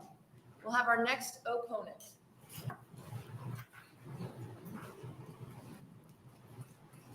Doesn't look like there are any opponents. Anyone in the neutral capacity? I don't see any. Then there were no letters. Senator Ibach, as you approach to give your closing. Thank you very much, Vice Chair DeBoer. I would just thank Sheriff Miller and Ms. Menzel for their assistance in drafting this language as well. They were both very helpful during the interim and with the amendment as well. So with that, I will yield back and appreciate your support of this bill. Any questions for Senator Ibach? That ends the test or the hearing on 894. Senator Ibach, I understand we're now going to go to 898. Thought the last one was easy. Wait till this one. Good afternoon, Chairman Wayne, fellow members of the Judiciary Committee. As you know, my name is Senator Teresa Ibach, IBACH, and I am here to introduce LB 898 today for your consideration. If Nebraska were to adopt LB 898, we would join the National Crime Prevention and Privacy Compact, which has 35 member states as of October 2023. Currently, the Nebraska State Patrol is required to submit every fingerprint-based arrest to the FBI to ensure FBI records match Nebraska's records. By joining the compact, Nebraska would become the sole maintainer and provider of our state's criminal history records, thus eliminating the need to submit subsequent arrest events, expungement notices, and disposition information to the FBI. Testifiers who follow me will be more equipped to explain this compact in more depth and the benefits of the state for joining this compact. Thank you for your time and your consideration of LB 898. All right, thank you, Senator Ibach. Are there questions from the committee? Thank you. All right, let's have our first proponent testifier. Welcome.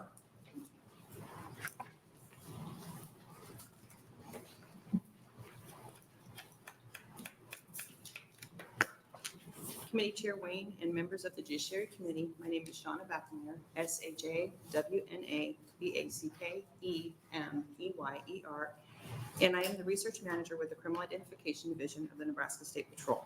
I'm here today on behalf of the NSP to testify in support of LB 898.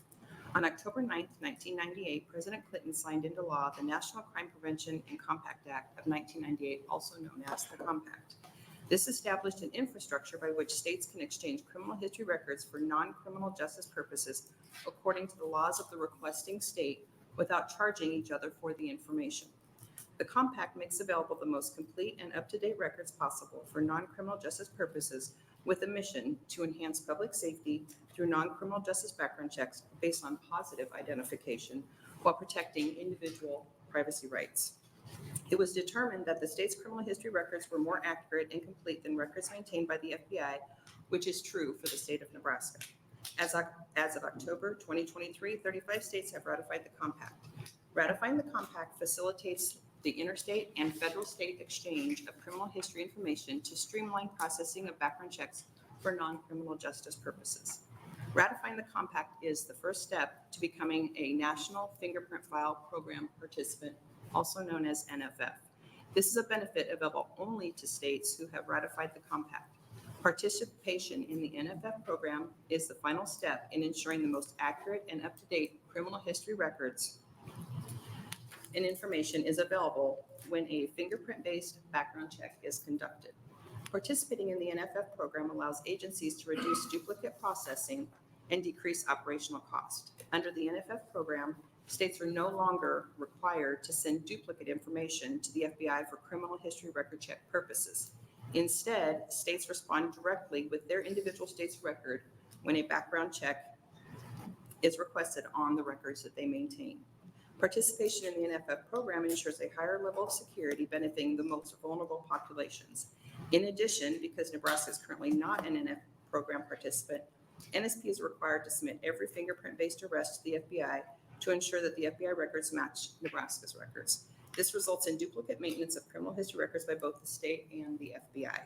When a state becomes the sole maintainer and provider of its criminal history records, the requirement to submit subsequent information to the FBI, such as subsequent arrest, expungements, disposition reports, and death notices, are eliminated. The NFF program participation requires that the state submit fingerprints and identification data to the FBI for each individual's first arrest only, which establishes the FBI Universal Control Number, or UCN. This will relieve Nebraska of the burden and cost of submitting all arrest, fingerprints, and charge suspicion to the FBI. Currently, with Nebraska not being the NFF participant program, each fingerprint-based background check requires the NSP to reach out to the FBI to obtain the individual's national criminal history record information, which costs the NSP, on average, over $400,000 per year since 2020. These costs are waived with the NFF program implementation and participation. And I'll stop and be happy to answer any questions. All right, thank you. Let's see if there are any questions from the committee. Senator Holdcroft has one. Thank you, Vice Chair DeBoer. Thank you for testifying today. Absolutely. So explain to me again, right now we're in sync with the FBI because we're sending them every fingerprint. Correct. So this bill we wouldn't have to do that anymore. We just send it the first time. Yes. So how do we ensure that we are still in sync with the FBI's database? So what will happen is with the Compact, and once we are able to be NFF participant in the program, we start taking back our criminal history records from the FBI. So it's more of a decentralization. So then they will, when we submit the fingerprints, any other state also submits those fingerprints. What happens is they keep that first set, and then they're going to have that as, there's a system that is called the Interstate Identification System. That's where those fingerprints are kept to make sure that they have those. However, they do not try to maintain any dispositions, any other charge information, any court information. Many times, and different states have varying laws of what they do submit, but many times the FBI does not have the most accurate and current information. Therefore, when a background check is submitted, they're supplying what they have because we cannot respond to that. We just let them respond for us. Well, an example would be that the FBI does not acknowledge sealed records. They don't acknowledge a state sealed record. So when we are disseminating the Nebraska records, we're redacting and we're sealing information. However, the FBI will not redact that. They still report out everything. We get calls from people who are complaining because they feel that we are disseminating the record incorrectly. And then we have to give them the information how to challenge the record, which forces the public to then pay the FBI, challenge the record, go through all these proceedings to try to get that information corrected. The FBI sometimes will do that, sometimes they will not. It just depends. We don't have control over what the FBI does. What this will do then is the FBI will not report anything. They, as soon as somebody puts in a background check request, what they're going to do then, they get that request, they're going to point it straight to the state and whatever state they're querying, and then the state responds back. That will allow us to provide all the correct information, anything that the FBI doesn't have that from a county attorney's office, any other court dispositions, any of those things, we would be able to respond to that. Okay, thank you. Thank you, Senator Holdcroft. Any other questions from the committee? Thank you so much for being here. Oh, you're welcome. If you do have any other questions, I will still be here. Other proponents?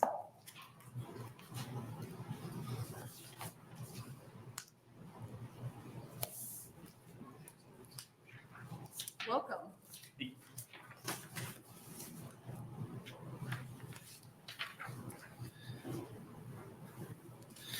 Chairman Wayne and members of the Judiciary Committee. My name is Mitchell Clark, MITCHELL-CLARK, and I am a policy advisor for First 5 Nebraska, a statewide public policy organization invested in the care, early learning, and well-being of Nebraska's youngest children.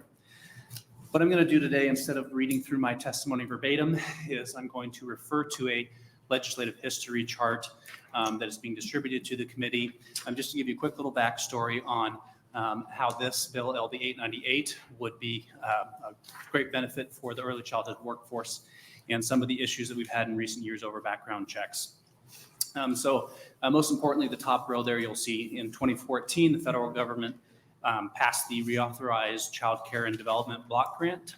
And this essentially required all child care staff to complete a comprehensive set of background checks. States that failed to implement these policies by September 30 of 2017 risk losing all or a portion of their CCDBG funds. Now, in the next two rows, you'll see in 2019, LB 460, and in 2020, LB 1185, the legislature brought the state into compliance on these. You will notice that those are after that effective date of 2017.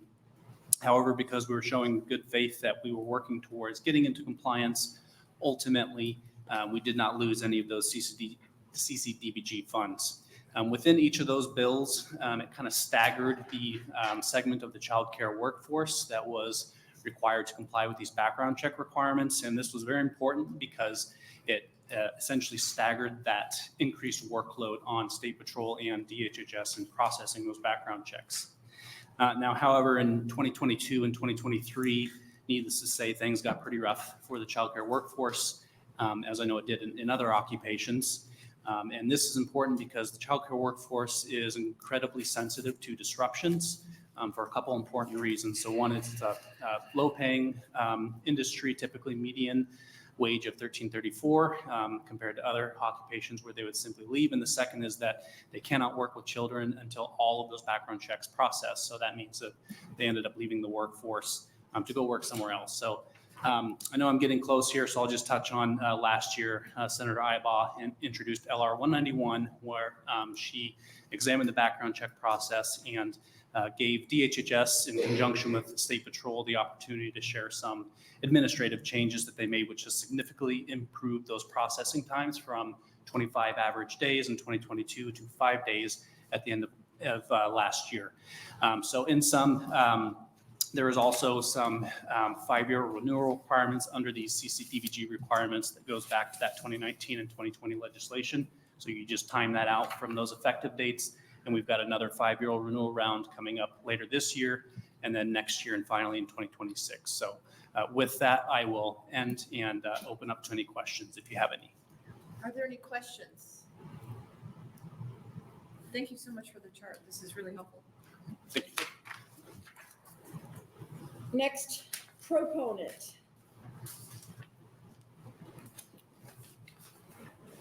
Anyone in opposition to the bill? there anyone who would like to testify in the neutral capacity? Welcome.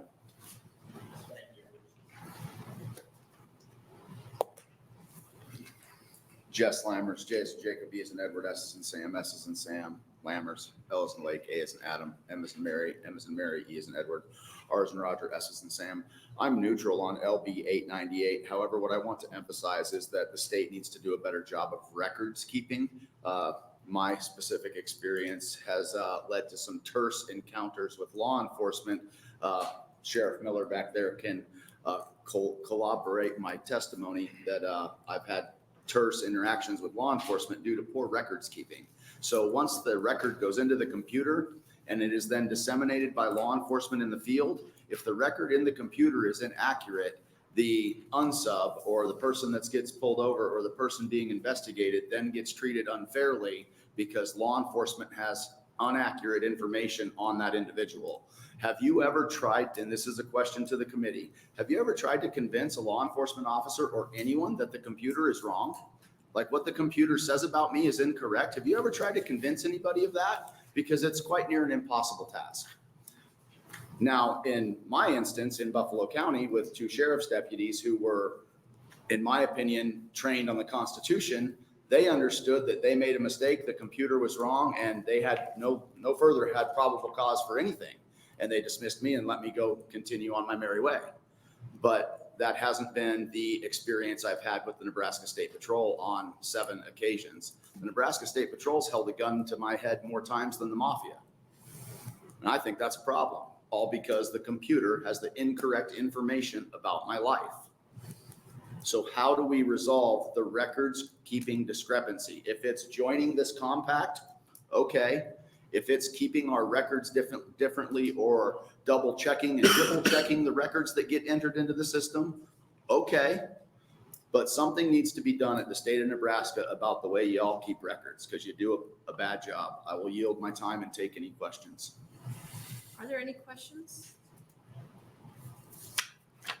Don't see it. Thank you so much for being here. Yes, ma'am. Other neutral testimony. I don't see, while Senator Ibach comes up, I will note that there were 4 letters on LB 898, all of which were in support. Thank you, members of the Judiciary Committee. I would just say thank you to Ms. Backmeyer because she's been in on some of the meetings with Mr. Clark. And I will admittedly say after one meeting when we were trying to resolve the fingerprinting and background check issue, we felt somewhat deflated. So I'm thrilled that they've come up with a solution to this problem. With that, I think everything is pretty self-explanatory. We have been looking, like I said, for a solution to the background checks to get people to work and keep them working in early childhood education. And I think that this is a very positive step in that direction. I think anytime we can retain local control of our records, it's a good thing. So thank you again. Any questions? Any questions? I don't see any. That ends our hearing on LB 898. Thank you. And we'll now open our hearing on LB 963 with Senator Wayne.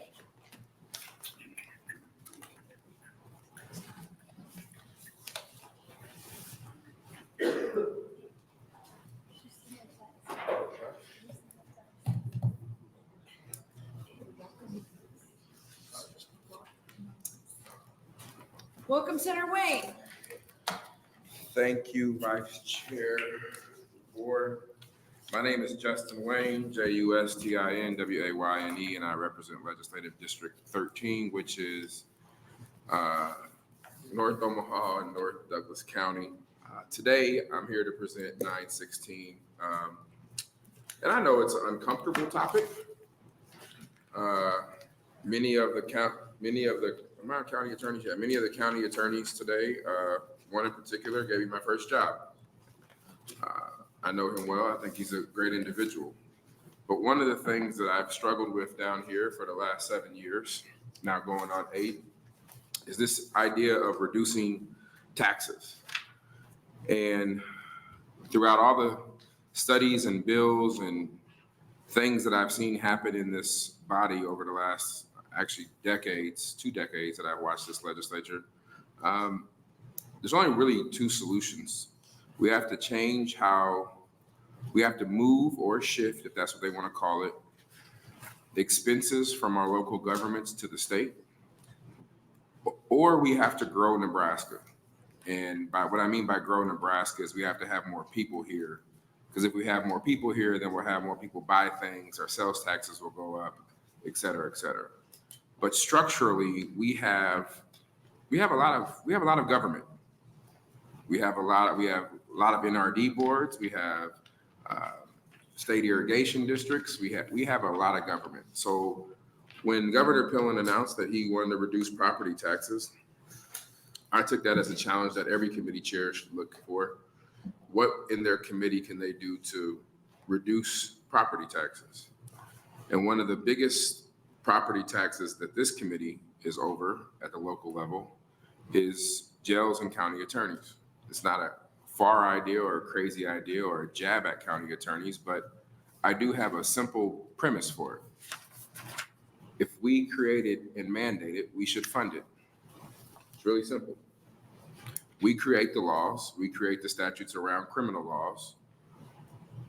We give the penalties for such criminal laws, but then we leave the burden on the county to enforce it and pay for it. I don't think that's right.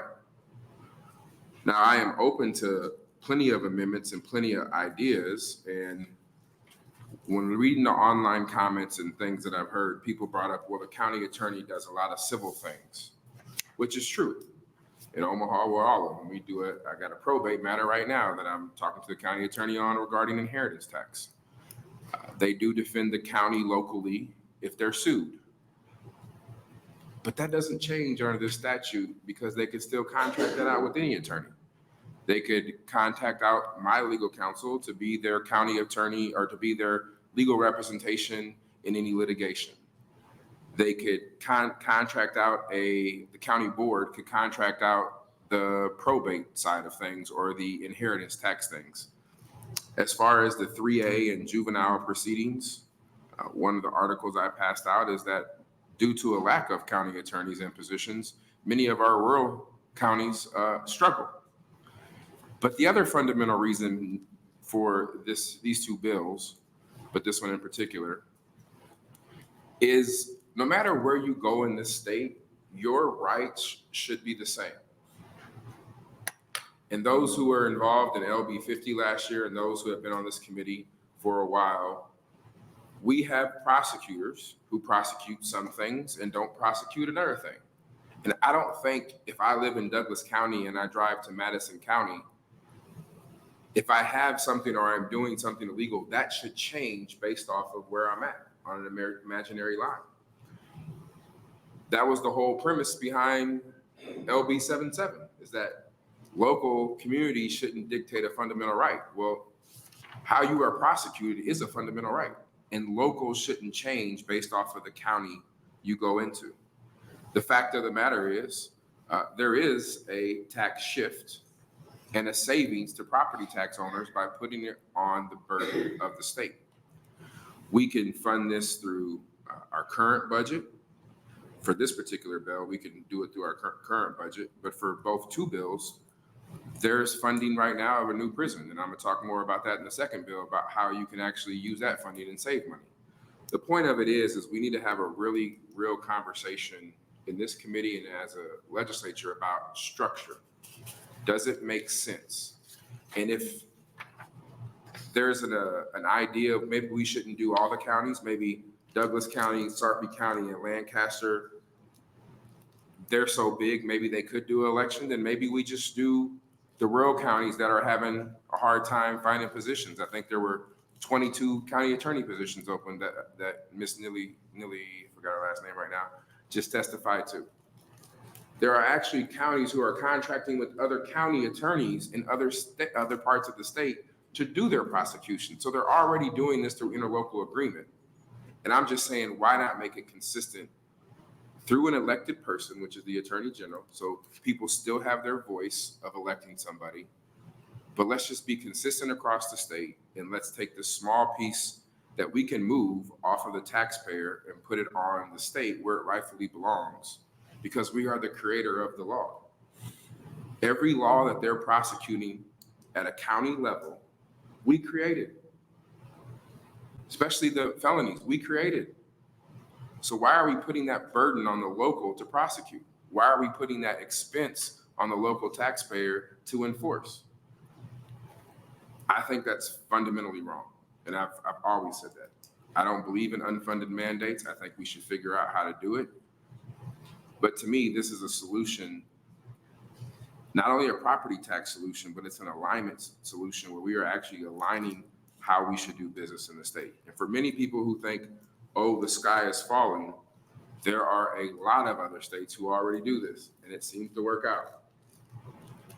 So this is not a novel idea. This isn't a unique or something that I just pulled off the wall. I've been having these conversations, but it became readily apparent last year during LB 50 that many counties are doing things differently, and that's a problem.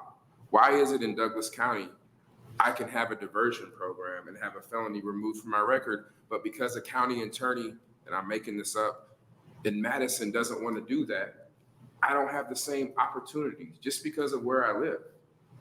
That should be uniform at the most basic level. When we're talking about prosecuting individuals, everybody should have the same due process rights and the same opportunities. It shouldn't be just Douglas, Sarpy, and Lancaster County because those prosecutors decided they want to do it. It should be uniform across the state, especially when it comes to our laws. I'm not trying to take away discretion. I'm saying I'm trying to make it uniform, and I'm trying to figure out as a committee chair what jurisdiction we have to help deal with one of the biggest issues facing Nebraska, which is our property tax. And this is a structural change that can do that. With that, I'll answer any questions. Are there questions for Senator Wayne? Senator Bosland? Thank you. Can you explain for me how the district attorney model addresses the disparities between counties differently than the elected county officials?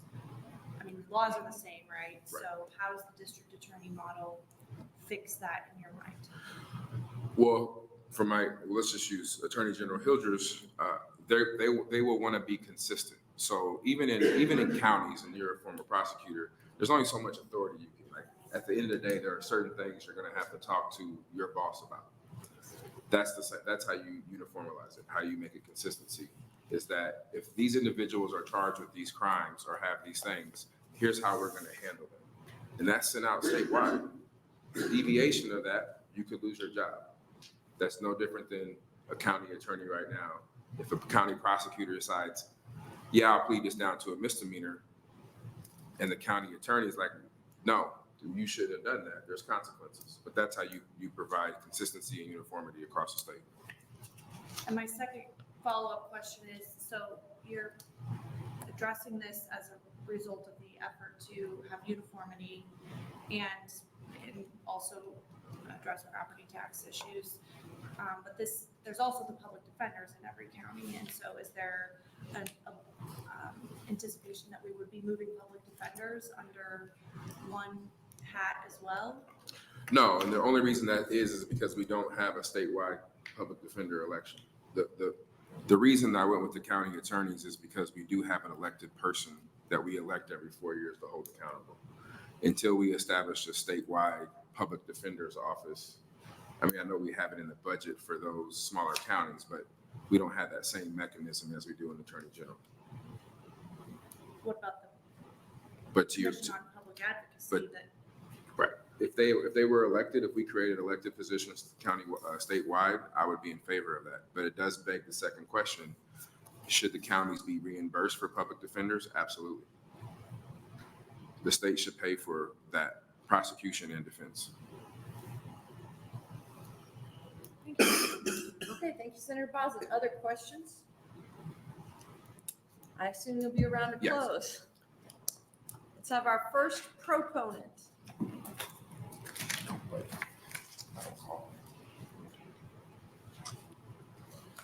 We'll go with opponents.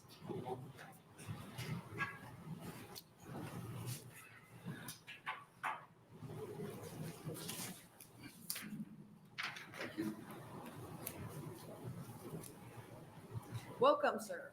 Good afternoon, Chair, Senators. My name's Don Klein, Donald W. Klein, D-O-N-A-L-D, middle initial W-K-L-E-I-N-E. I'm here as the Douglas County Attorney and as a representative of the Nebraska County Attorneys Association in opposition of LB 963. You know, and I appreciate Senator Wayne's work and his words about this. But just a little bit of background. I've been a lawyer for 45 years. I've been a deputy county attorney, a chief deputy county attorney, Duck County attorney. I've been the head of the criminal division for the Attorney General's office. And I've been in private practice also. And a little bit about the county attorney's office. You know, we have a civil division. We have 10 lawyers doing that. We are the coroner. Every county attorney in the state of Nebraska is the coroner for that county. We do the Board of Mental Health. We have a juvenile division with 16 lawyers in it. We have a victim witness unit that has, I think, 10 to 12 people in it serving the victim witness. My budget's about $13.25 million a year. And there's a lot of different duties that have a direct impact to the people of Douglas County every single day. And I think the people of Douglas County should be heard with regard to who is going to lead the county attorney's office in the civil matters the county handles, the juvenile matters, and the criminal matters, and the Board of Mental Health, and handling the coroner's job. And it's very important that there be local control. And I'm sure from a tax perspective, if the state and the legislature wanted to give the county of Douglas $13.25 million to help it pay for the county attorney's office, they'd be happy to take that. But I still think the people of Douglas County should be the ones who decide who's going to be running that particular office. If they don't like the way that we're prosecuting cases, if they don't like the way we're handling things, they have the ability to elect another county attorney.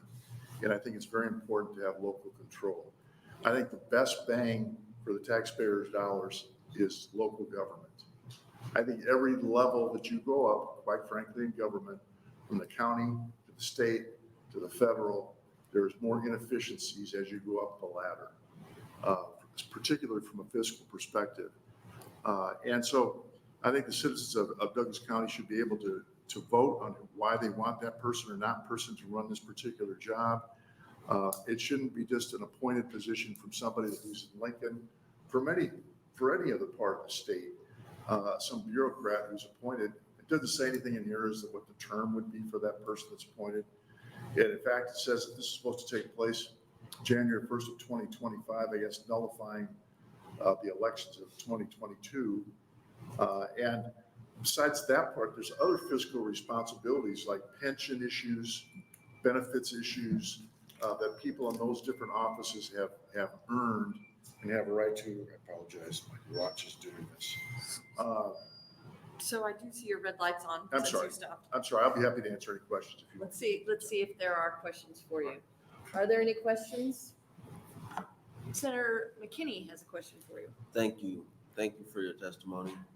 I mean, but the fiscal argument is kind of rough because a huge part of our prison population comes from Douglas County, and our state is building a prison to house a lot of people from Douglas County. So that's taxpayer dollars being used to house people from Douglas County.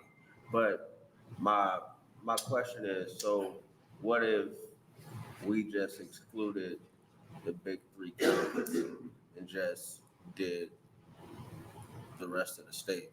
So we exclude Douglas, Lancaster, and Sark. Yeah, I mean, that's a thought. I mean, I'd be willing to listen to that. I'm sure there's other county attorneys in the Nebraska County Attorneys Association that should have some input about that in a greater part of the state. I can speak to Douglas County certainly, and I've had meetings with them about that, and I think they're in opposition to this particular bill because they believe in local control also. But how do we resolve the issue of counties having to hire outside individuals to fill vacancies and things like that when they can't even fill the vacancies of having open spots for county attorneys in some places. Sure, and I don't disagree that that's not an issue or a problem, but certainly I think it's on, as a county attorney and people of Douglas County and talking to other county attorneys, it's kind of on us. I mean, I go to law schools, I recruit, I look for people, I use the National District Attorney Association for other law schools, and I think it's important for us to make it so that, and I think the law you talked about earlier, passing to help rural areas, entice people to come to those areas are important. But I think it's on the people in those counties to make it so that you have professionals, whether it's doctors, lawyers, whoever, like teachers, that will come to that area and do that profession. But somehow the ball, maybe saying the ball is being dropped is the wrong statement to make, but somehow the vacancies aren't being filled and counties are having to hire people from the outside to come in. So we have that issue there. So it's like, what do we do? And then also we have the issue of the law not being applied the same across the state. Like some counties don't charge for residue and some do. And how do we reconcile that? Where I could be here and not get charged for residue, then I could go here and get charged for residue. Well, and that's maybe a discretion question, depending on the facts of each case. Every case is different. That the local community has to say, well, we don't want that to happen, or you need to start a program. And I've volunteered to other counties that probably don't have the funding to let people into our diversion programs or our drug court, because sometimes people don't have the resources. I've even talked to the U.S. Attorney about allowing people who are veterans from the federal system be involved in our Veterans Treatment Court in Douglas County, because they don't have enough people in that area to be involved in the federal system. So I think there has to be some sort of joint attempts to work together, particularly, like you said, in those counties maybe that they don't have the resources. But I think that kind of gets to the heart of the bill of the argument of saying, like, we don't got the resources, so that's why we're charging these cases. But if we put more of these counties under the same roof, we don't have those same issues. You know, and I think that might be a thought about some. You mentioned the word regional, I think, at one time. Yeah. But that might be a possibility to take some counties and kind of put them in under one county attorney or whatever you want to call it, or even from the public defender system. But I know I've talked to public defenders also who said, we don't want to lose our local control either. But I think if you talk about there's such a lack of capacity or ability to have the people to do the job, then you have to figure out something for those areas that don't have that ability. So I think there's something we can work on about that. Right. All right. Thank you. Sure. Other questions from the committee? Thank you for being here. Thank you. Next opponent.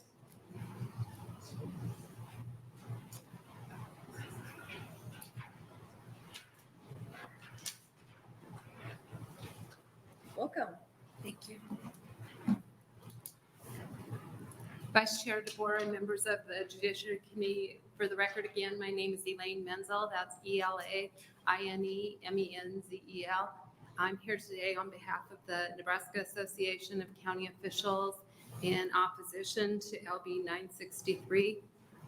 First of all, we would like to acknowledge and appreciate Senator Wayne's observation related to unfunded mandates and expenses that counties incur related to judicial, the duties of the county attorney. With that said, we do have the tension that exists, and it's one of our longstanding platform statements related to local control. And in this case, that outweighs that. Also, there would be, as was acknowledged by Senator Wayne, a huge void for purposes of the civil section related to the relationship between county boards and county attorneys at this point.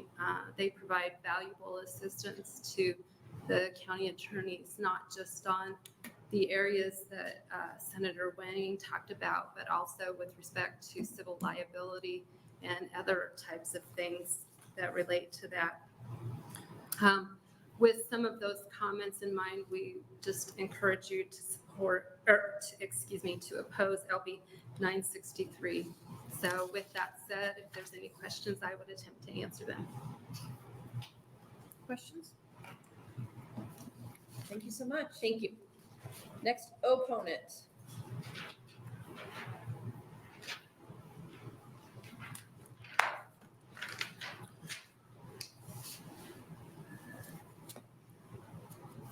Senator DeBoer, members of the committee, my name is Bill Miller, Mueller.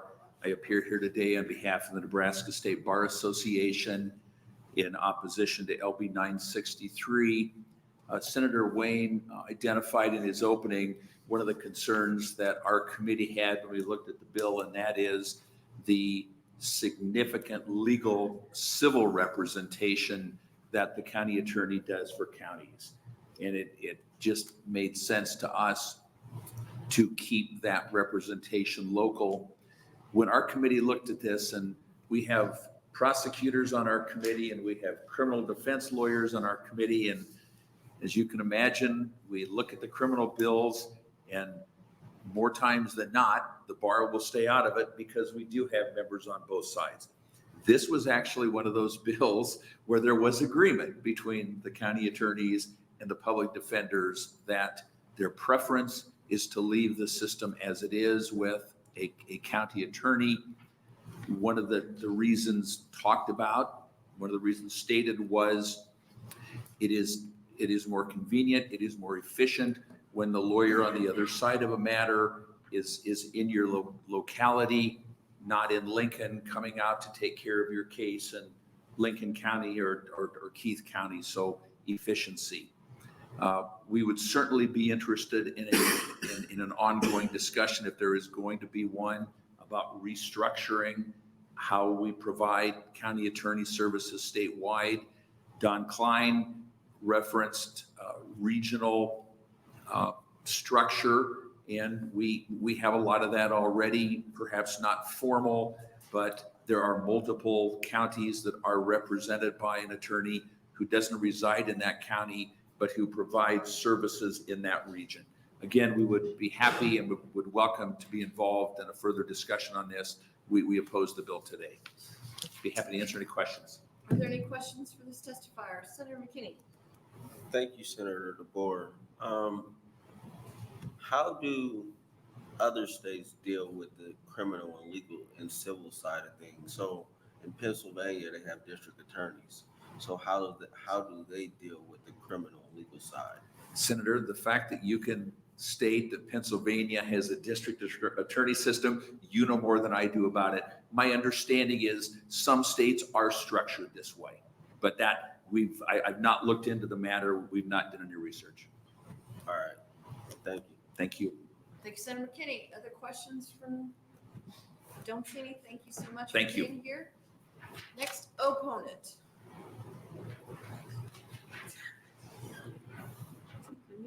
Just use the standing.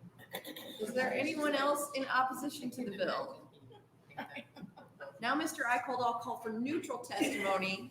And since you've not been here before, this is where you would I'm new go. at this. Good afternoon, Vice Chair DeBoer, members of the committee. My name is Spike Eicholt, S-P-I-K-E-E-I-C-K-H-O-L-T. I'm appearing as registered lobbyist on behalf of the Nebraska Criminal Defense Attorneys Association. I was not planning on speaking on this bill, and that is because our association deliberately did not take a position on it. And I was not going to speak on the bill until Mr. Klein and Mr. Miller intimated that we were opposed to it. We have a legislative committee that includes the Lancaster County Public Defender, the Douglas County Public Defender, someone from the Sarpy County Public Defender's Office, and a number of other attorneys who practice throughout the state. There's maybe, I think, about 15 or so of them. There were some of our members who, particularly in the rural states, who saw the utility and merit of this bill. put it bluntly, because the prosecutors that are locally elected there, anything could be better as far as how they prosecute some cases. What they offer for diversion could only improve under a statewide district attorney type system. Admittedly, there was some discussion of preference for the larger counties to keep the county-based public defender system there. I only want to say that because I don't think that we ever made a decision that was deliberate. We decided to opt out of this, and I want to clarify that for the record. I generally don't speak on behalf of my opponents, and I try not to speak on behalf of other interests when I'm speaking on the mic. I probably do it sometimes, but I just want to make that point on the record, and I'll answer any questions if anyone has any. Are there any questions? Senator McKinney. Thank you, Senator DeBoer, and thank you, Spike. Do you have any knowledge on how other states deal with a district attorney system as far as the criminal and civil side of things? I don't.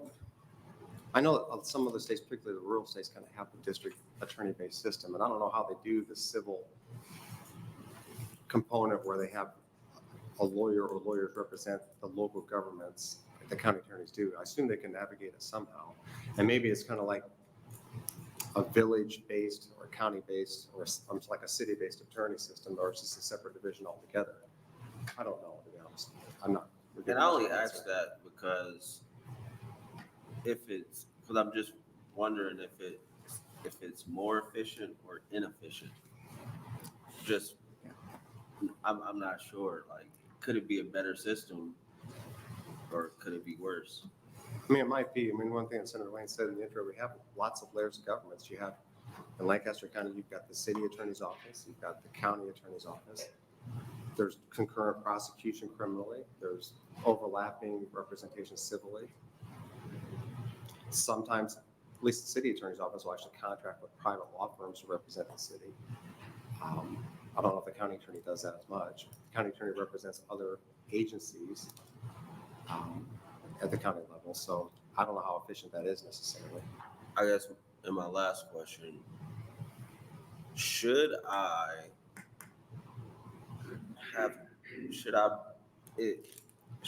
be able to be charged with residue differently depending on the county that I'm in? Well, I mean, that was sort of, it's a statewide law, right? You spend a lot of time making the criminal code and what should be the appropriate penalty and what should be the cutoff for this and that. And it arguably ought to be applied uniformly throughout the state. That's one response. The other response is, well, the locally elected officials can sort of deal with the criminals in their jurisdiction themselves, and they know what's appropriate. They've got different services at the local level, so they can resolve cases differently because they've got a drug court or they've got a treatment program there. That's the other argument. Yeah, I guess that's right. I don't know. It's just like, you got some people that say like, oh, we don't, since I've been here, I've heard some people say we don't charge for residue. Then you hear of cases when we were going through the CJI process of like, no, they actually do charge in Madison County, for example. So I don't know. I just was like, how can it be we have laws in place, and depending on which county you're in, you don't have to worry about some?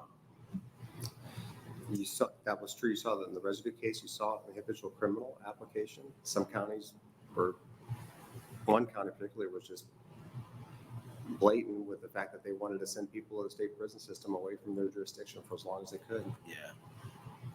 All right. Thank you. Thanks, Senator McKinney. Other questions? Senator Bossett. Thank you. Mr. Eichel, are you aware of what other states use a district attorney to hire, or use an attorney general to hire district attorneys throughout the state? Versus states that have district attorneys, but they're elected.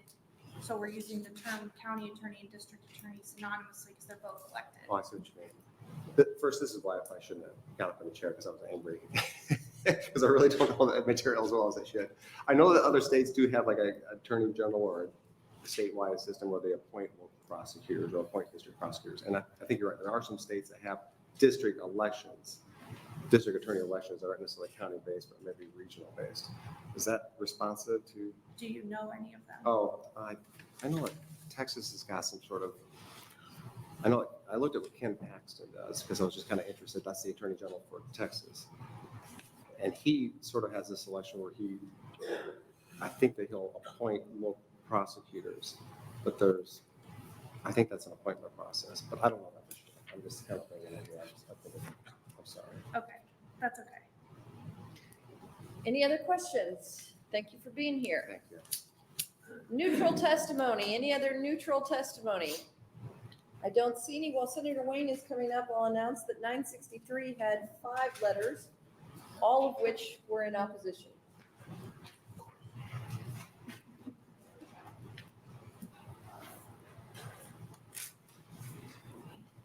Thank you, Chair, Vice Chair DePort. Again, I think, to me, the arguments assume a lot. One, they assume that it won't be somebody local. I don't see everybody being housed here in Lincoln and then driving out. I think the reason why we set up with the regional is we expect those people to be in those regions. So I don't think that is the issue. But earlier, everybody got this map that was passed out. To give you an idea, Thomas County has 592 people. McPherson has 458. Arthur has 485. Grant has 649. We have elementary schools in Omaha with more people. I'm not sure if it's efficient to run a county campaign for a county attorney. I don't see that as efficient at all. That's just not efficient. Nobody can argue with me and say that's efficient. That's a good model. And here's the real dirty little secret. We already use the AG in all of these counties that are rural. When there's a big murder trial, it's the AG's office who goes in and helps tries it, if not try the whole thing. So the idea that this is some foreign concept is just not true. But tell me how Blaine County with 384 people, which is less than the people that I have in Springfield Elementary up the street from my house, why it makes sense to have a countywide election to elect a county attorney. And then when they can't get anybody to run, they contract with the county next to them anyway.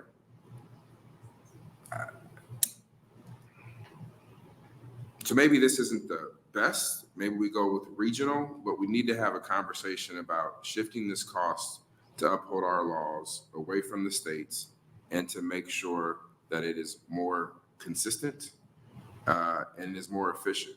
But right now, any one of these smaller counties, the attorney general is going in and assisting them on a regular basis. Matter of fact, we have a statute that specifically authorizes them to do so. So we're already doing it. I'm just saying, let's do it more efficiently and call it what it is.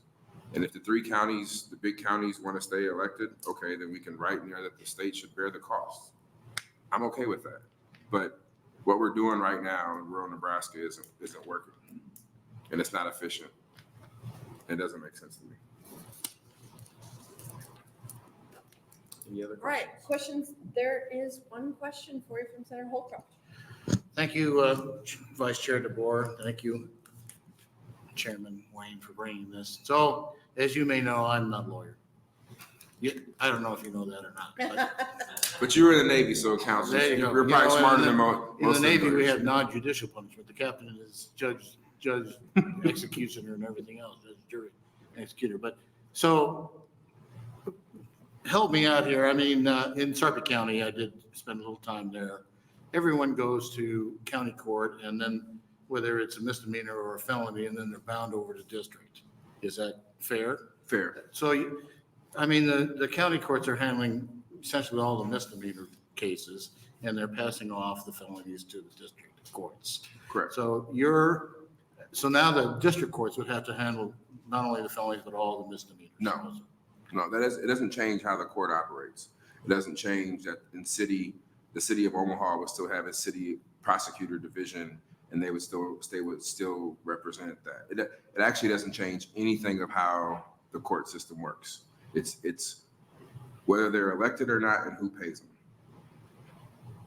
Okay, and so if this is passed, I didn't see a timeline in there as to how quickly we turn this over. Well, we put in 2025, but to county attorney clients, there might be some legal issues of current elections and whether they have to finish out their duty. So it might have to be, it probably will be a transition period if removing those county attorneys.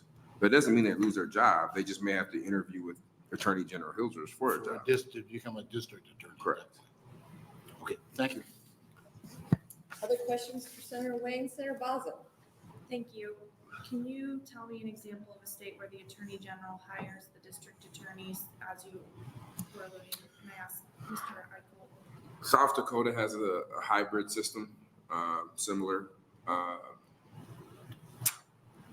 New York, yes, I have a list of them.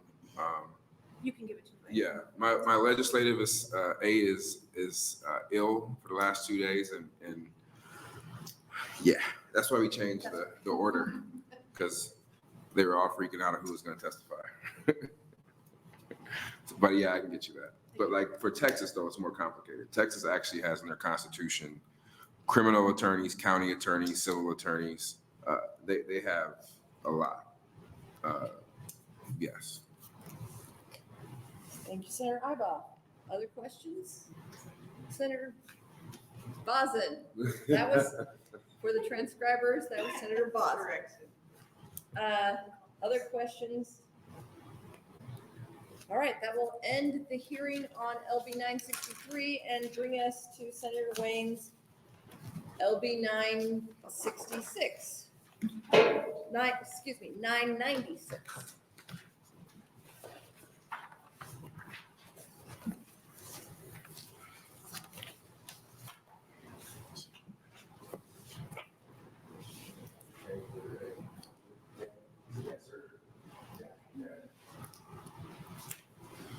For those who I know, blame Don Klein. He hired me when I was young, so he about like my ideas.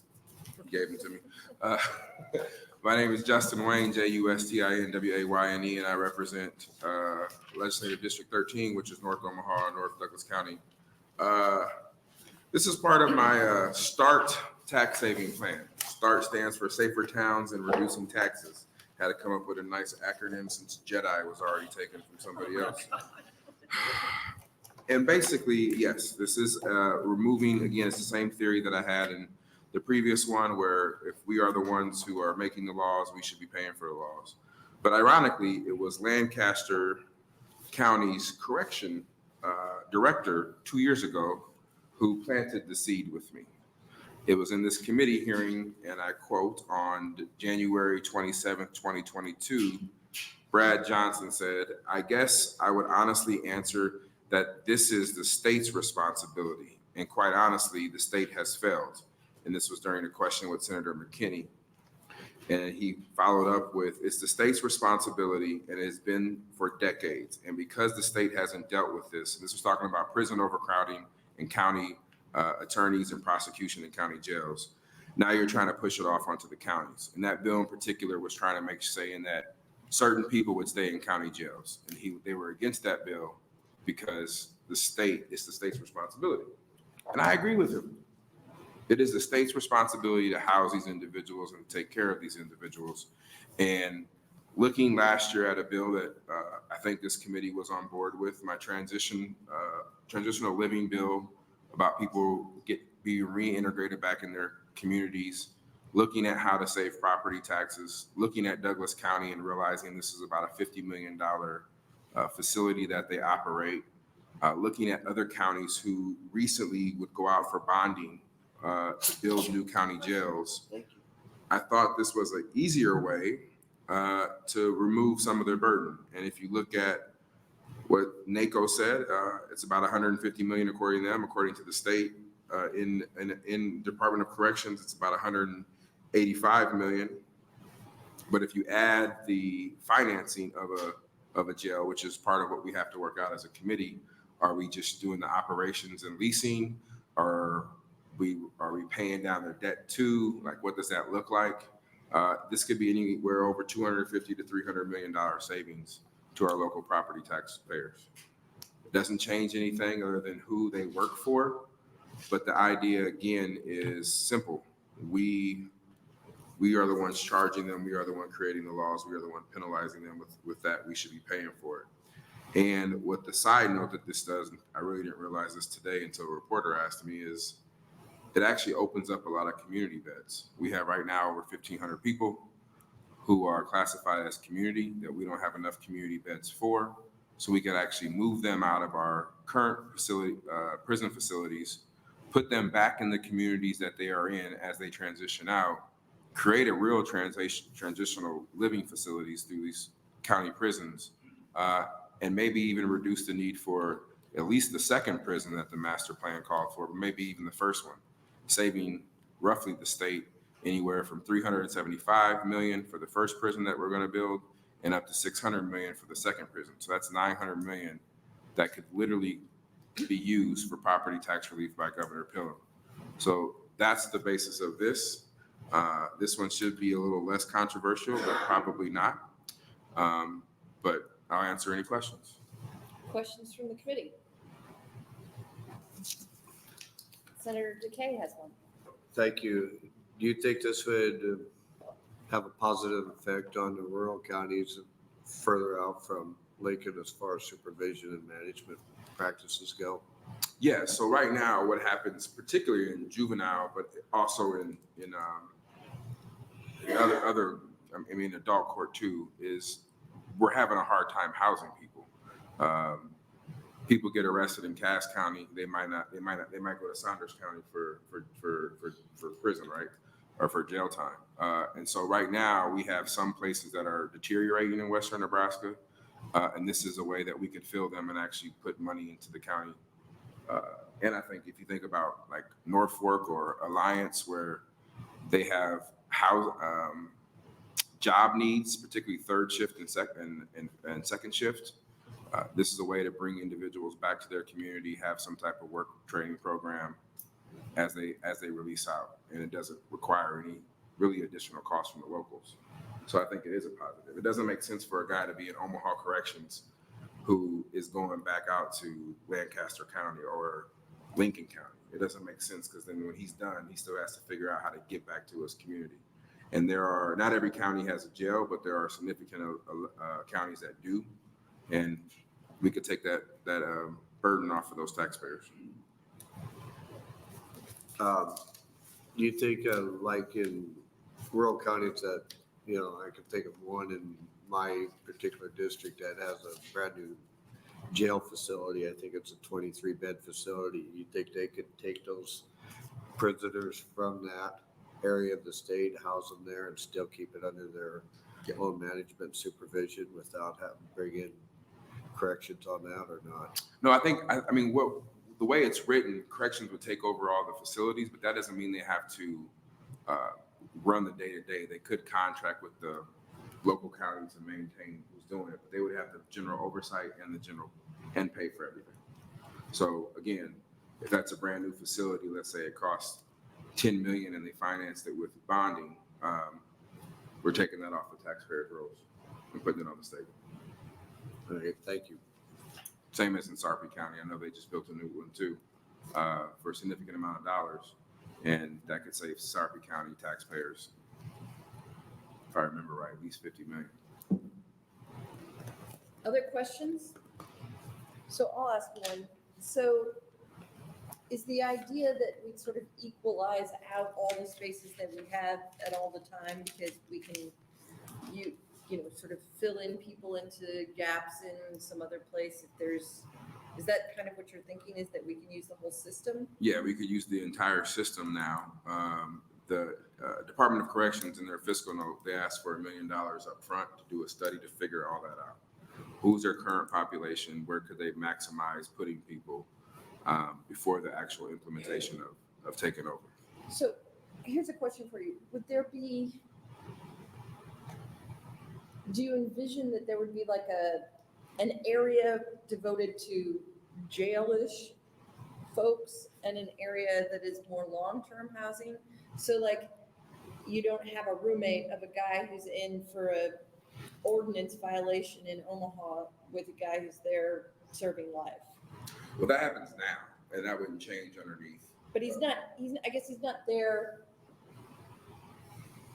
I'm thinking about someone who's not adjudicated yet, serving with someone who is adjudicated. No, they would be separated. That's part of, that's part of the jails and prison standards that certain people are separated. So they would have separation, of course. And I think we could even put that further in the law to say there needs to be separation.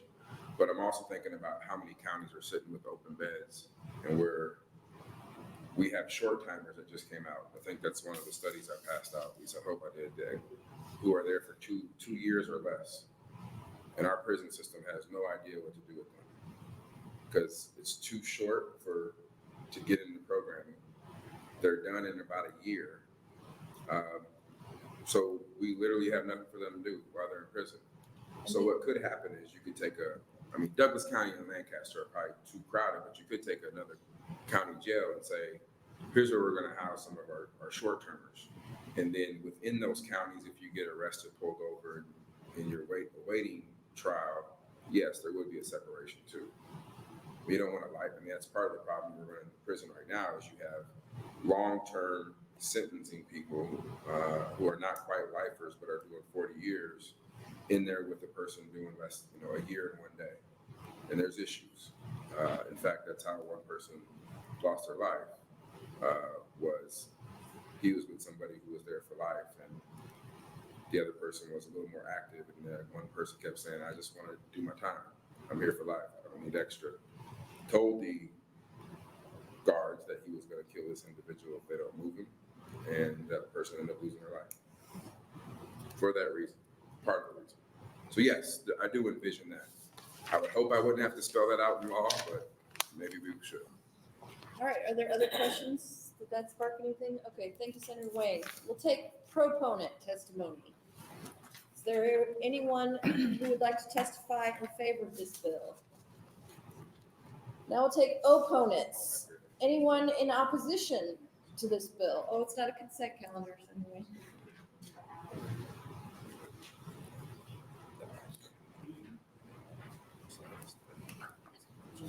Welcome. Thank you. Good afternoon, Vice Chair DeBoer and members of the Judiciary Committee. My name is Neil, N-E-I-L, Miller, M-I-L-L-E-R. I'm the Sheriff of Buffalo County and here to testify today on LB 996 on behalf of the Nebraska Sheriff's Association. I'd like to thank you for allowing me to testify today about this bill. The Nebraska Sheriff's Association is in opposition of LB 996. Currently, local jails are run by counties in the state. This has been a practice for many years in Nebraska. Having 63 jails in Nebraska helps to keep people closer to their support communities for short duration sentences as well as pre-trial. County jails are governed and managed locally under the jurisdiction of the Nebraska Jail Standards Division and oversight by the Nebraska Office of Public Counsel. Minimum standards are in place to ensure the safety and security of those placed into these facilities. Currently, most county jails in this state, unlike the Department of Corrections, are not over their assigned maximum capacity, which lends itself to less issues involving violent acts or harm to the individuals that are placed there. The current system of county jails with state oversight has proven to be the most efficient way to administer the duties of local jails. An example of that would be the fiscal note of this bill. The state is estimating the cost in their fiscal note at over $185 million to take over these responsibilities. This does not include buildings or embodied indebtedness of the facilities. The Nebraska Association of County Officials puts the current cost of running these jails at approximately $150 million. Ultimately, it's your decision who runs the current county jails. We just want to make sure as much information about running them and the cost of running them is available to you for your decisions. I thank you for the opportunity to address you, and I would answer any questions that any of you might have. Thank you very much. Are there questions for this testifier? I don't see any. Thank you so much for being here. Thank you. We'll have our next opposition testifier.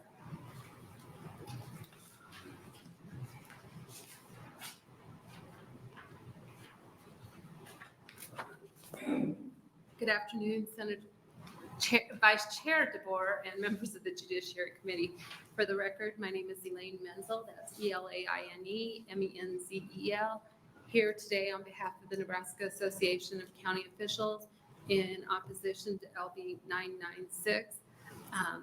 As indicated in the prior testimony on county attorneys, we do appreciate Senator Wayne's recognition of unfunded mandates to counties and recognition that something of this nature might be beneficial to us. At this time, our opposition is been addressed to some degree in terms of things that are not addressed in the bill, such as what happens with existing buildings, how are those arrangements going to be made, and those types of things. And with respect to bonded indebtedness and perhaps collective bargaining agreements for those staff persons that operate the facilities at this point. So those are my primary points. And if you have any questions, I would attempt to answer them. Are there any questions? Thank you so much for being here. Last time today. Next opponent. Anyone else in opposition to the bill? Is there anyone in the neutral capacity? Senator Wayne comes up. I'll note for the record there is one letter, and it's an opposition letter.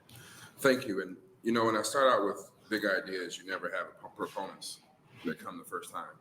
Usually takes a couple years. I can tell you about Inland Port. I can tell you about a lot of bills that were pretty big. Star Wars took 2 years to even get some funding for lakes. So I understand. But here's what did surprise me on the Sheriff Association. Because what I hear from my sheriff is, I would love to know when people are transitioning back to my community, especially when they jam out. That's what my sheriff always tells me. He wants to know the jam outs and how do we do a better transition. He actually testified to that multiple times in here. So having people use these county jails as a way to transition out, a way to spread people around, I would think the sheriffs would like that idea, because you know who is coming back into your community and when. And if there's issues with any type of non-compliance, then you already know that ahead of time. So that was an interesting one for me. But at the end of the day, what I would like to see for sure is this to happen. I mean, the number is the number. It's 150 million according to the county. If you add in their debt services and everything else, we're talking $200 million that goes off of taxpayers' rolls. I sat in revenue and in the closing exemptions, and everybody likes the idea of closing exemptions except for their exemption. And that's what this is. The counties don't want to change because they're working on staying functional and efficient the way they are, but we have to do something different as a state, or the property taxes are going to continue to rise, and the inefficiencies that we see throughout the 96 counties, 93 counties, however you want to say. It's 96 now? 93. Three. Yeah, I know. I'm trying to subtract a couple more. But it's always going to be there. So I think this is a great starting point. What I would at least like to get out on the floor is the $1 million to the study, and let them come back next year to you all and tell you how they can do it. Because I think it actually helps. Question for Senator Wayne. I don't see any more on this bill, Senator Wayne, but we will end the hearing then on 996, and now we will open on your LB 918.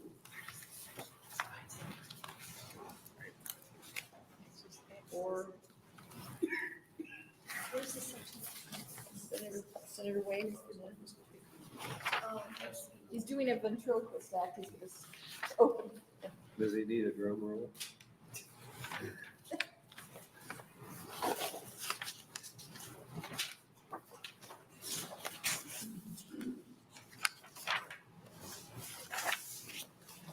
Just in case you ask me about the bill, I should have it in front of me. My name is Justin Wayne, JUSTIN-WAYNE, and I represent Legislative District 13, which is North Omaha and North Douglas County. This bill is really simple. Nebraska has a long history of helping DACA students and DACA individuals, and looking at our law enforcement shortage in some areas. I felt like this was an opportunity, one, to be welcoming as a state and provide some necessary support for our law enforcement individuals. I will note from looking at the online comments, we are not changing criminal background checks. We are not they still got to go through a whole process. It's not like we say, oh, you're DACA, here goes your badge and gun. That's not what we're doing here. It's still got to go through a whole process. And if their DACA paperwork or visa doesn't, expires or they don't get renewed, then obviously they would lose their certification. And we can make that a little clearer in the bill. But that was mainly the online comments that I was looking at. We're not lessening restrictions. We're not lowering anything. We're just saying that these individuals are a part of our state. They've been here, and they should be able to do some of these things that we do. So, if not, I'll answer any questions. All right, questions for Senator Wayne? Don't see any. And that way it was. Okay, first proponent.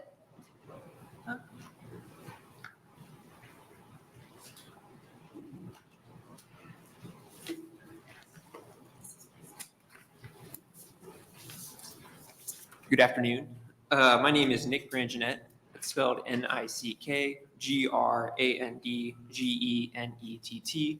I'm a staff attorney with Nebraska Appleseed, testifying in support of LB 918.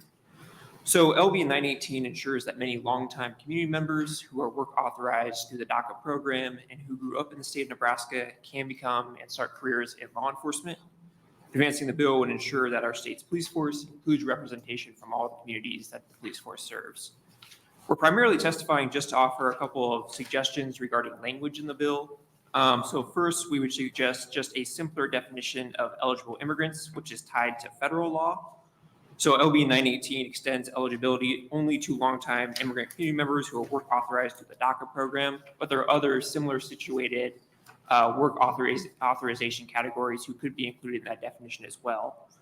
So if the language defining eligible immigrant, which is on page 9, were instead tied to federal regulations, specifically 8 CFR 274A.12, then the bill would ensure that people who are authorized through several similar programs, such as TPS, or who are work authorized by virtue of a pending asylum application, they too could start careers in law enforcement. The second thing that we wanted to highlight was on page 3, which just ensures that DACA police officers can access all of the public benefits related to employment. It seems that the intent of the bill is to ensure that if a police officer is laid off because of, for example, budget cuts, then the police officer could access unemployment insurance while they search for a new job. So in order to ensure that DACA police officers can access unemployment benefits, there are technical changes that would need to be made to chapters 4 and 48 of our Nebraska statutes. Currently, a fluke in Nebraska state law excludes DACA recipients from accessing unemployment insurance. There's another bill in front of the Business and Labor Committee which has the technical changes which would be needed to make these to fix this problem. It's LB 618. That bill would ensure that anybody who is work authorized through DACA, TPS, or by virtue of an asylum application can also access unemployment and makes those technical changes. And then in addition to my testimony, we've also handed out a fact sheet on LB 618 that helps explain that bill, which had a lot of broad support from employers, businesses, and community members, and has made it to select file in previous years, but just ran out of time. So with that, I'll say that LB 618 or LB 918 is a good bill. We support it, and we would just urge the committee to also offer its support for LB 618. Thank you so much, and I'm happy to answer questions. All right, thank you very much. Are there questions from the committee? Don't see any today. Thank you so much for being here. We'll take our next proponent testifier.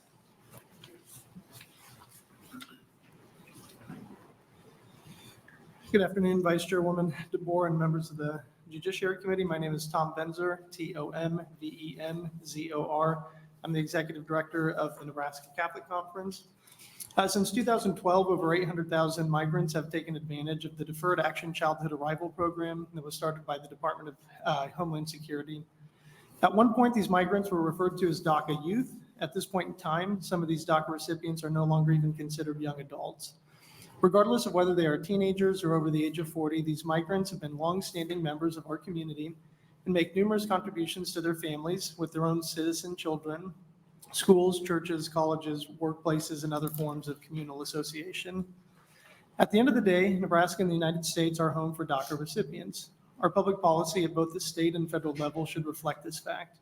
As the Nebraska Catholic Conference stated nearly 20 years ago when we supported in-state tuition rates for undocumented students, Dreamers are not strangers among us, and public policy should not treat them as strangers. LB 918 is one more building block for ensuring that DACA recipients are more legally normalized at the state law level. Like any of us, those with deferred action share the dreams and aspirations many of us have, including the desire to work in a profession that provides them fulfillment. As St. Pope John Paul II noted in his encyclical on human work, the act of working is a noble one and helps us to realize the fullness of our humanity. LB 918 removes barriers for those who are currently impeded from answering a vocational call to service as a law enforcement officer, which we find consistent with Catholic social teaching on migration and labor. And I would also, to go off script for a second, I would echo the two recommendations made by Nebraska Appleseed. I think those would be important policy changes to this piece of legislation as well. We thank Senator Wayne for bringing LB 918, and we continue to hold out the greater hope that federal law will finally provide a legal pathway to citizenship for all DACA recipients and the broader Dreamers community. Thank you for your time and consideration. Thank you very much. Are there questions for Mr. Benzer? Thank you for being here. Thank you. All right, we'll take our next proponent testifier. Welcome, sir. Thank you, Vice Chair of the Board and members of the Judiciary Committee. For the record, my name is Ron Sedlacek, R-O-N-S-E-D-L-A-C-E-K. I'm here today on behalf of the Nebraska Chamber of Commerce, the Lincoln Chamber of Commerce, and the Greater Omaha Chamber of Commerce, all in support of LB 918. In our discussions, we identified really three benefits that this bill presents. First of all, it serves as an effective recruiting tool in times of patrol officer shortages and declining staff support. Second, the ability of law enforcement to gain more multilingual officers, I think, is a huge benefit, helping to bridge the language barrier and strengthening relationships, particularly in jurisdictions that have significant immigration populations. That's a way to put more well-rounded officers essentially on the force and make inroads with the immigrant community. Third, it eliminates unreasonable barriers for people that are willing and able to serve their communities and recognize that DACA recipients are part of our communities. They go to school here, they learn here, they work here, they teach here. Through no fault of their own, really, they know of no other home other than Nebraska. They're authorized to work in the U.S. They are authorized to serve in the military. And so if they can be a U.S. military police officer without being a U.S. citizen, why not a local law enforcement officer? So for these reasons, we would support the legislation. Thank you for your time and be happy to answer any questions. Are there any questions for this testifier? Thank you so much for being here, sir. We'll have our next proponent.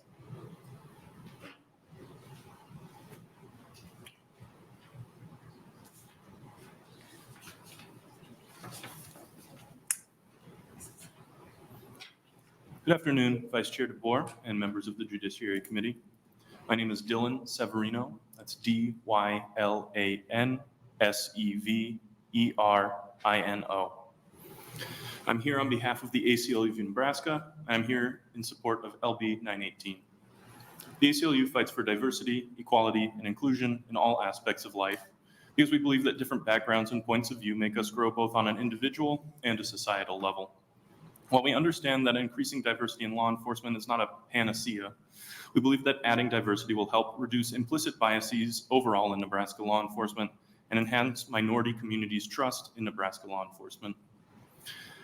A 2019 report by the ACLU of Nebraska revealed that law enforcement traffic stops of racial minorities in Nebraska were almost always more likely, often many times more likely, to result in searches and arrests.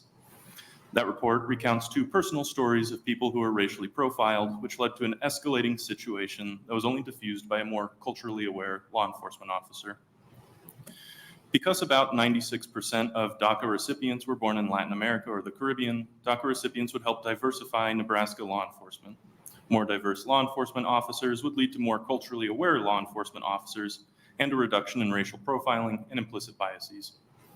As communities begin to trust that law enforcement agencies represent them and are understanding and responsive to their experiences, that trust will diffuse tensions and create more opportunities for law enforcement agencies to serve all the communities in Nebraska.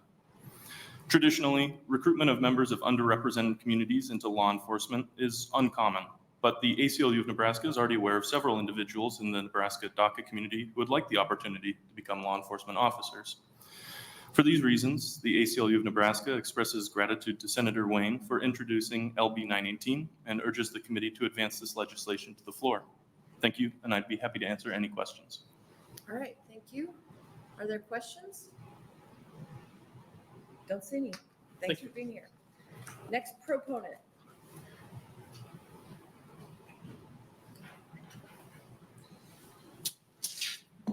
Vice Chairwoman DeBoer,